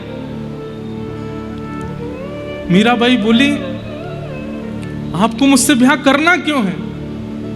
अरे आप इतने बड़े राजकुल के राजकुमार हैं, कोई धनवान, संपत्तिवान, रूपवान कन्या से ब्याह कर लीजिए, मैं किसी काम की नहीं हूं, आपको ब्याह करना क्यों है? अगर आप मना कर देंगे जाकर के कि मुझे लड़की पसंद नहीं है, तो कोई जबरदस्ती ब्याह थोड़ी करा देगा। भोजराज जी जो यहां बात कहते हैं, उस बात पर मीराबाई ने भी हामी कर दी। भोजराज कहते हैं, मेवाड़ की भूमि राजाओं के लिए जानी जाती है। मेवाड़ की भूमि बड़े बड़े पराक्रमी राजाओं के लिए जानी जाती। आज तक एक भी युद्ध हारा नहीं है हमारी भूमि ने। हमारी भूमि की प्रतिष्ठा, हमारी भूमि का नाम राजाओं से है, हमारे युद्धों से है, हमारी संपत्ति से है। पर मैं चाहता हूं हमारी भूमि पर राजा तो बहुत आए, पराक्रमी तो बहुत आए, लेकिन आप जैसी एक भक्त आ जाए जिससे हमारी भूमि पवित्र हो जाए। आपके आगमन से हमारे यहाँ जो जो न्यौछावर हुए हैं राजा, उन सबको मुक्ति मिल जाए। आपकी चरण रज से अगर मेवाड़ पवित्र हो गया, तो आपके लिए हो सकता है ठाकुर जी भी आ जाएं वहां पर। और राजा भोज का यह संकल्प पूर्ण हुआ। मीराबाई की वजह से ही मेवाड़ में श्रीनाथ जी विराजमान हुए। आज श्रीनाथ जी वहां बैठे हैं, गिरिराज जी से गए हैं। आप बिल्कुल निश्चिंत रहें, मुझे आपसे कोई कामना नहीं है, मेरी आपसे कोई अभिलाषा नहीं है। मैं केवल प्रकट रूप में आपसे विवाह करके जाऊंगा, पर वास्तविक अंतरंग रूप से मैं आपको गुरु मान करके, आपको भक्त मान करके मेवाड़ ले जाना चाहता हूं। और ये मेरा वचन है कि मैं आपसे कभी भी इस प्रकार का कोई व्यवहार नहीं करूंगा। आप चाहें तो ठाकुर जी को साक्षी मान लीजिएगा। मीराबाई कुछ नहीं बोली और राजा भोज वहां से चले गए और जाकर के पूरे परिवार के लोगों के बीच जाकर के बोले, मुझे मीरा पसंद है, मैं विवाह करूंगा। नगाड़े बजने लगे, सहनाइयां बजने लगी। महाराज अटारी पर चढ़ करके मीराबाई के पिताजी लुटाने लगे बधाइयां। पूरे मेवाड़, पूरे मेड़ता में हवा की तरह बात फैल गई कि अब हम लोग सुरक्षित हैं। क्यों? बोले कि मीरा का ऐसे कुल में संबंध हो रहा है जो कल को अगर मेड़ता पर कोई संकट आया तो हमारे लिए आगे आकर के खड़े हो जाएंगे। लेकिन ये सहनाइयां, ये ढोल नगाड़े ताशे मीरा को अच्छे नहीं लग रहे हैं। कान पर हाथ धर के रो रही हैं ठाकुर जी के आगे। अब तो मंगल गा रहे हैं, सब लोग आकर के बधाई दे रहे हैं, आकर के मीराबाई को गले लगा रहे हैं, पर मीराबाई एक जड़बत मूर्तिमंत होकर के खड़ी हैं केवल। और ठाकुर जी से कह रही हैं कि अब तो कुछ करो, मेरा विवाह हो जाएगा किसी और के साथ, एक बार प्रकट हो जाइए, किसी रूप में एक संकेत सबको दिला दीजिए कि आप मेरे हो चुके हैं।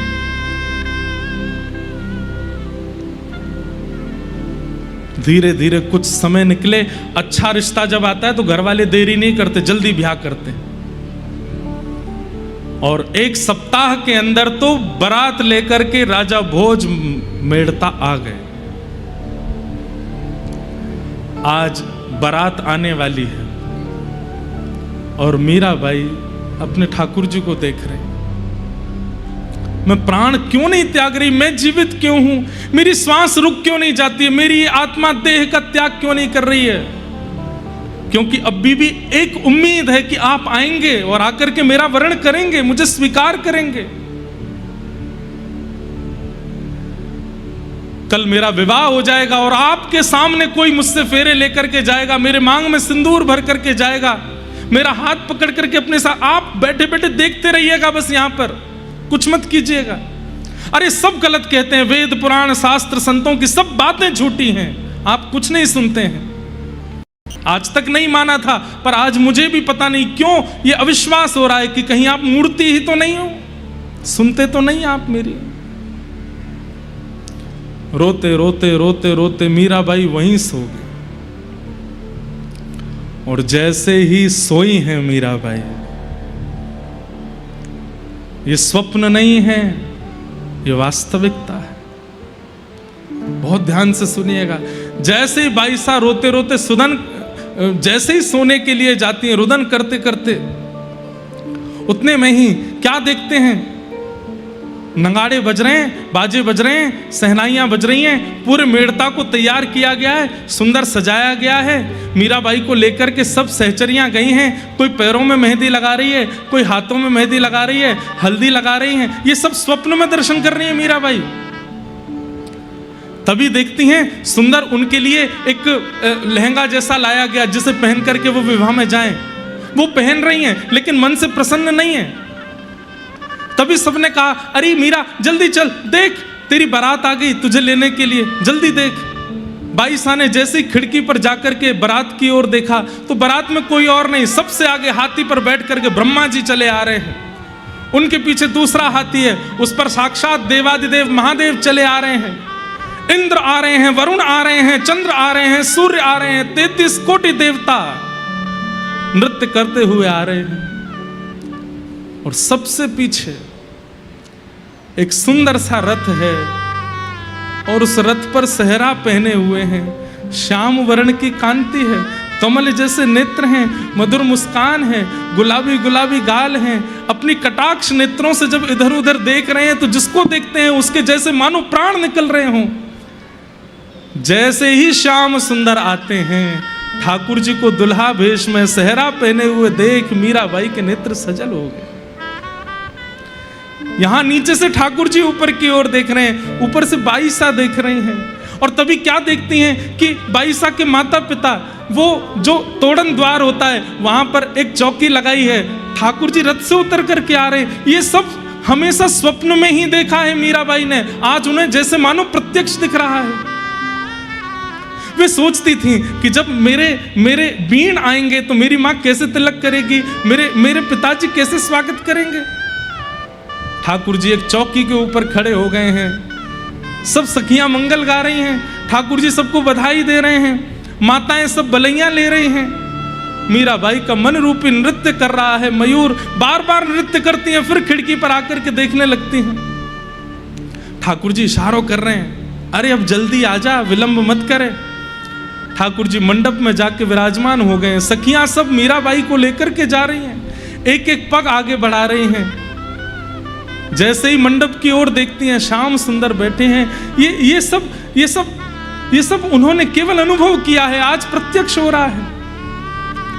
महादेव, ब्रह्मा जी, गंधर्वजन सब पुष्प वर्षण करके बाईसा का स्वागत कर रहे हैं। जैसे ही बगल में जाकर के बैठी हैं ठाकुर जी के, नेत्र उठाकर के श्याम सुंदर की ओर देख रही हैं, ठाकुर जी मीराबाई की ओर देख रहे हैं। नेत्र सजल हो गए, ठाकुर जी अश्रु पहुंच रहे हैं। अरे अब तो तोते ब्याह कर रहा हूं मैं, अब तो सबको पता चल जाएगी, अब काय को रो रही है, चल ब्याह कर ले मौसों। और हाथ पकड़ करके पिता कन्यादान कर रहे हैं, हाथ पकड़ करके ठाकुर जी फेरे भामर ले रहे हैं, मांग में सिंदूर भर रहे हैं, और एक एक स्थिति बाईसा के चित्त को आनंदित कर रही है।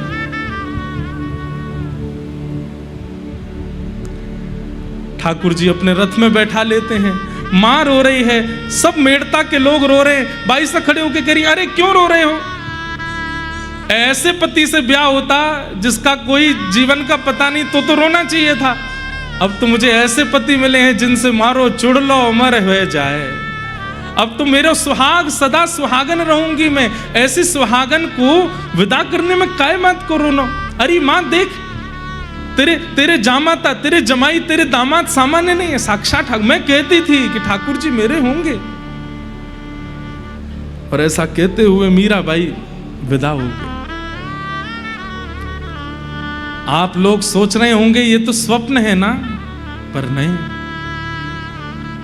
द्वार पर बारात आ गई है और मीरा का अभी तक कोई पता नहीं है।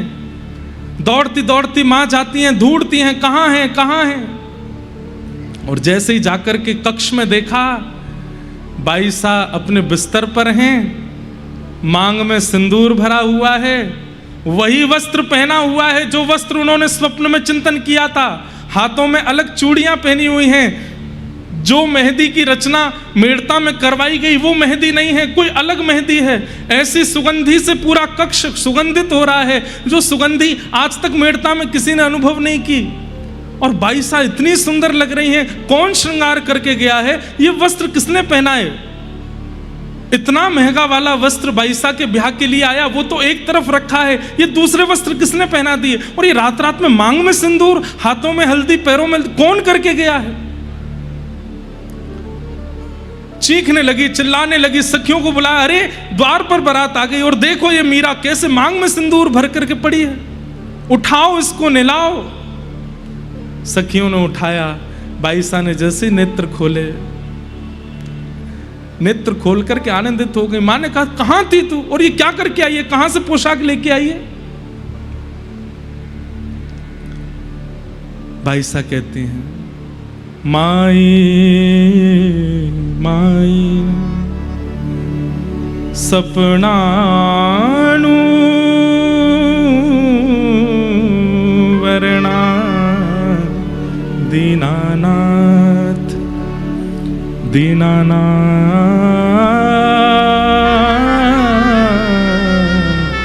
दीनानाथ। मां, ये पोशाक देख रही हो, ये आपने नहीं बनवाई है, ये कोई और लेके नहीं आया, स्वयं द्वारिकाधीश ने भिजवाई है, मैंने पहनी है। मेरे मांग का सिंदूर देख रही हो, रात्रि में आए थे और मुझसे विवाह रचा करके गए हैं। मां, अरे ऐसी बात बनाती रहती है, किसी ने देखा तेरा विवाह, और ये पागलों किसी हरकत मत कर, द्वार पर बारात खड़ी है, तुझे विवाह के लिए मंडप में तैयार होके जाना है, ये सब बात मत कर, किसने देखा तेरा विवाह? अरे मां, आपने तो 500,000 लोग बुलाए होंगे, पर कल मेरे विवाह में 56 करोड़ दर्शनार्थी आए थे। 56 कोटा जना पधारा, 56 करोड़ लोग आए थे। 56 कोटा जना पधारा, और दुल्हो श्री ब्रजनाथ, दुल्हो श्री ब्रजनाथ। मां, मेरे दुल्हा बनकर के साक्षात ब्रजनाथ आए थे और आकर के मुझसे विवाह करके गए। 56 करोड़ लोगों ने मेरे विवाह का दर्शन किया। सपना मां तोरण बंधारी, स्वप्ना मां गहया हाथ, दीनानाथ दीनानाथ दीनानाथ। माई माई सपनानु वर्णा दीनानाथ। सपना मारे परण गया, पाया अचल सुहाग। माँ, मुझे आशीर्वाद दो। क्यों? अचल सुहाग मिला है। दुनिया की सबसे भाग्यशाली कन्या हूं मैं। ऐसा दामाद मिला है आपको, ऐसा पति मिला है मुझे जो अचल है, जिसकी मृत्यु कभी नहीं होगी। सपना मारे परण गया, पाया चल सुहाग। मीरा रो गिरधर मिलियारी, मीरा रो गिरधर मिलियारी, पूरब जन्म रो साथ दीनानाथ, दीनानाथ, दीनानाथ। आश्चर्य तो बंधुओं वहां खड़े सबको होने लगा। ये पोशाक यहाँ कैसे आ गई, ये मांग में विचित्र प्रकार का सिंदूर, ये ऐसी अद्भुत सी सुगंधी, और मीरा का तेज कल कुछ था, आज एक अद्भुत तेज दिख रहा है। सखियां निलाने लगी, इसकी मांग का सिंदूर मिटाओ। मीराबाई बोली छेड़ना नहीं, मुझे स्पर्श किया है गिरधर ने यहाँ पर, ये स्पर्श में जीवन पर्यंत रखूंगी। अरे क्या सोचेंगे सब लोग, मांग में सिंदूर भर के कोई दुल्हन, कोई अविवाहिता बैठती है। मीरा बोली मैं छुपा लूंगी लेकिन इसे नहीं मिटाऊंगी। चरणों में गिर गई मां और चरणों में गिर के बोली मीरा तू हमारी लाज बचा ले, हमारी नाक बचा ले। बस मेड़ता छोटा सा एक गांव है, मेवाड़ के राजा बहुत बड़े हैं, यदि वे कोपित हो गए तो चढ़ाई कर देंगे। तुम्हारे पिता दुर्बल हो गए हैं, कैसे रक्षा होगी? अपने माता पिता के लिए विवाह कर लो, ऐसा मत करो। जब चरणों में गिरने लगी मां, तब मीराबाई कहती हैं मां अब अंतरात्मा तो कृष्ण ने स्वीकार कर ली है, अब देह का चाहे आप जो करो, मुझे उससे कोई मतलब नहीं है। आपको चाहिए कि मैं आऊं मंडप में, मैं आऊंगी, जैसा श्रृंगार कहोगे करके। शरीर तो चाहे आप जिसको दे दीजिए और शरीर के चाहे साथ चाहे जो होने दीजिए, मुझे उसकी चिंता नहीं। और मीराबाई अपना श्रृंगार करती हैं, लेकिन मुख पर बिल्कुल भी अप्रसन्नता नहीं है, प्रसन्न मुद्रा में है। नए वस्त्र पहनाए गए, मांग का सिंदूर ढक दिया गया, हाथ में नए चूड़ा पहनाए गए, चुनरी उड़ा करके मीराबाई को लेकर के जा रहे हैं। अब तो साथ में रहने वाली सखियां भी रुदन कर रही हैं कि भाई साहब आप कर लेंगी ना, आप निभा लेंगी ना। बोले अब अरे विवाह के बाद मुझे थोड़ी निभाना है, मेरे पति निभाएंगे ना, श्याम सुंदर निभाएंगे। उन्होंने अपना वचन पूरा किया, उन्होंने मुझसे ब्याह कर लिया। अब शरीर चाहे माता पिता जहां भेज दें, मुझे इसकी चिंता नहीं। मंडप में भोजराज के बगल में मीराबाई को बैठाया, कन्यादान हुआ। 22 साल के एक अश्रु नहीं निकला है नेत्रों से, वो तो बस मंद मुस्कान है और बैठी हैं, वही चिंतन कर रही हैं। भामर हो गए, सिंदूर दान हो गया, सब हो गया मीराबाई का, और विवाह भोजराज के साथ हो गया। विदाई का समय आया, सब लोग रो रहे हैं, मीराबाई रो नहीं रही। बोले शरीर तो फिर भी नश्वर है, ये कहीं ना कहीं इसकी गति तो प्रारब्ध के वश होती है ना मां, इसमें रोना क्यों? मुझे तो प्रसन्नता इस बात की कि मेरा मन स्वीकार कर लिया है कृष्ण ने, आप चिंता मत करो। पिता और मां ने कहा मीरा हमने वैसे तो कोई कमी नहीं छोड़ी, बहुत अच्छे से सब ब्याह किया, लेकिन फिर भी तेरी कोई इच्छा हो तो बता दे। बोले एक इच्छा है। क्या? मेरे गिरधर मुझे दे दो, मैं उनको ले जाऊं अपने साथ, मंदिर से उठा लाओ मेरे ठाकुर जी को, मैं ले जाऊंगी अपने साथ, और कुछ नहीं चाहिए। मेरा धन, मेरा सर्वधन, मेरे प्राण वो हैं, वो दे दो बस मुझे।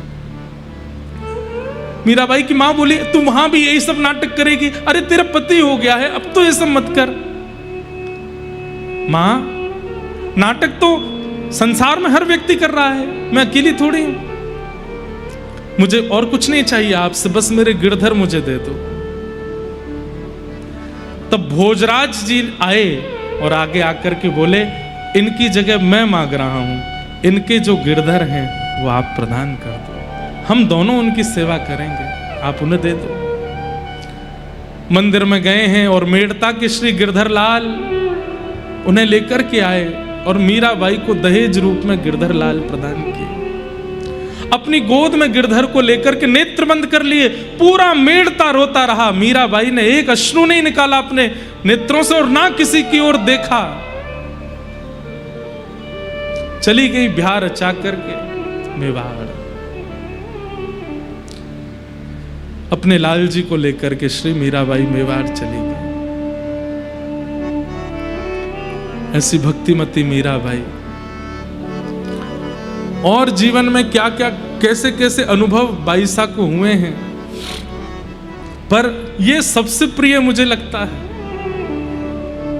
ठाकुर जी, बंधुओं स्वप्न को मिथ्या मत माना कीजिए। स्वप्न मिथ्या नहीं होता। हमारी चित्तवृत्ति में जो विचारधाराएं दिन भर चलती रहती हैं, जैसा हम अन्न पाते हैं, जैसे लोगों का हम संग करते हैं, जैसी विचारधाराओं में हम पूरे दिन रहते हैं, रात्रि के स्वप्न में वैसे ही विचार उत्पन्न होते हैं।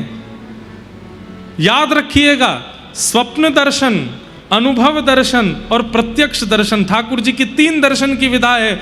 यदि ठाकुर जी ने आपको दर्शन देने के लिए चुना तो सबसे पहले दर्शन स्वप्न में ही होगा। और किसी को स्वप्न में दर्शन नहीं हुआ उसको प्रत्यक्ष हो जाएगा, ऐसा हो नहीं सकता। ठाकुर जी पहले स्वप्न में आते हैं। इसलिए हमारे भजन सुधर रहा है, हमारा नाम सुधर रहा है, हमारी भक्ति सुधर रही है, इसका प्रमाण आपको एक दिन आपके स्वप्न में मिलेगा। व्रज का दर्शन, व्रज संबंधी यमुना रज का दर्शन, व्रज के आचार्यों का दर्शन, व्रज के रसिकों का दर्शन, व्रज की गलियों का दर्शन, व्रज के ठाकुर का दर्शन, किसी भी रूप में व्रज दर्शन हो, ये प्रथम संकेत है। किसी से कहिएगा नहीं, और प्रयास कीजिएगा कि बार बार ये भाव उत्पन्न हो। एक दिन उसी व्रज निकुंज में श्याम सुंदर प्रकट होकर स्वप्न में ही अनुभव कराएंगे। और जिस दिन स्वप्न में ठाकुर जी का अनुभव हो जाए, मुख बंद कर लीजिएगा, किसी को मत बताइएगा, फिर बस प्रतीक्षा कीजिएगा, क्योंकि अब स्वप्न के बाद प्रत्यक्ष होगा, आएंगे ठाकुर जी। स्वप्न दर्शन प्रथम सीढ़ी है और मीराबाई ने उस स्वप्न दर्शन की सीढ़ी को पार कर ली। विवाह करके बाईसा मेवाड़ चली गई हैं और फिर मेवाड़ में जाकर के वहां जो जो परिस्थिति स्थिति प्रकट हुई है वो सब हम कल के प्रसंग में सुनेंगे। अभी भी ऐसा नहीं है कि संकट या पीड़ा बाईसा के जीवन में नहीं है। एक बात याद रखिएगा, स्वयं को भक्ति पथिक मानते हैं तो ये बात याद रखिएगा, चैन से नहीं बैठ पाओगे, कुछ ना कुछ होता ही रहेगा जीवन में। थोड़ी बहुत तो ठाकुर जी कुछ ना कुछ लीला करते ही रहेंगे। बाईसा के जीवन से भले ही राव दूधा जी चले गए, लेकिन उनके जीवन में भोजराज आ गए। और अब कल से बाईसा के ससुराल पक्ष में कैसी लीला हो रही है वो सुनेंगे। और कल कथा में नंदोत्सव भी होगा। भागवत जी का तो केवल हम स्पर्श मात्र कर पा रहे हैं, लेकिन मेरा भाव था कि मैं स्वच्छंद मीरा चरित्र ना कहूं, भागवत जी युक्त होकर के कहूं। बाईसा अब जा रही हैं, गोद में गिरधर लाल हैं।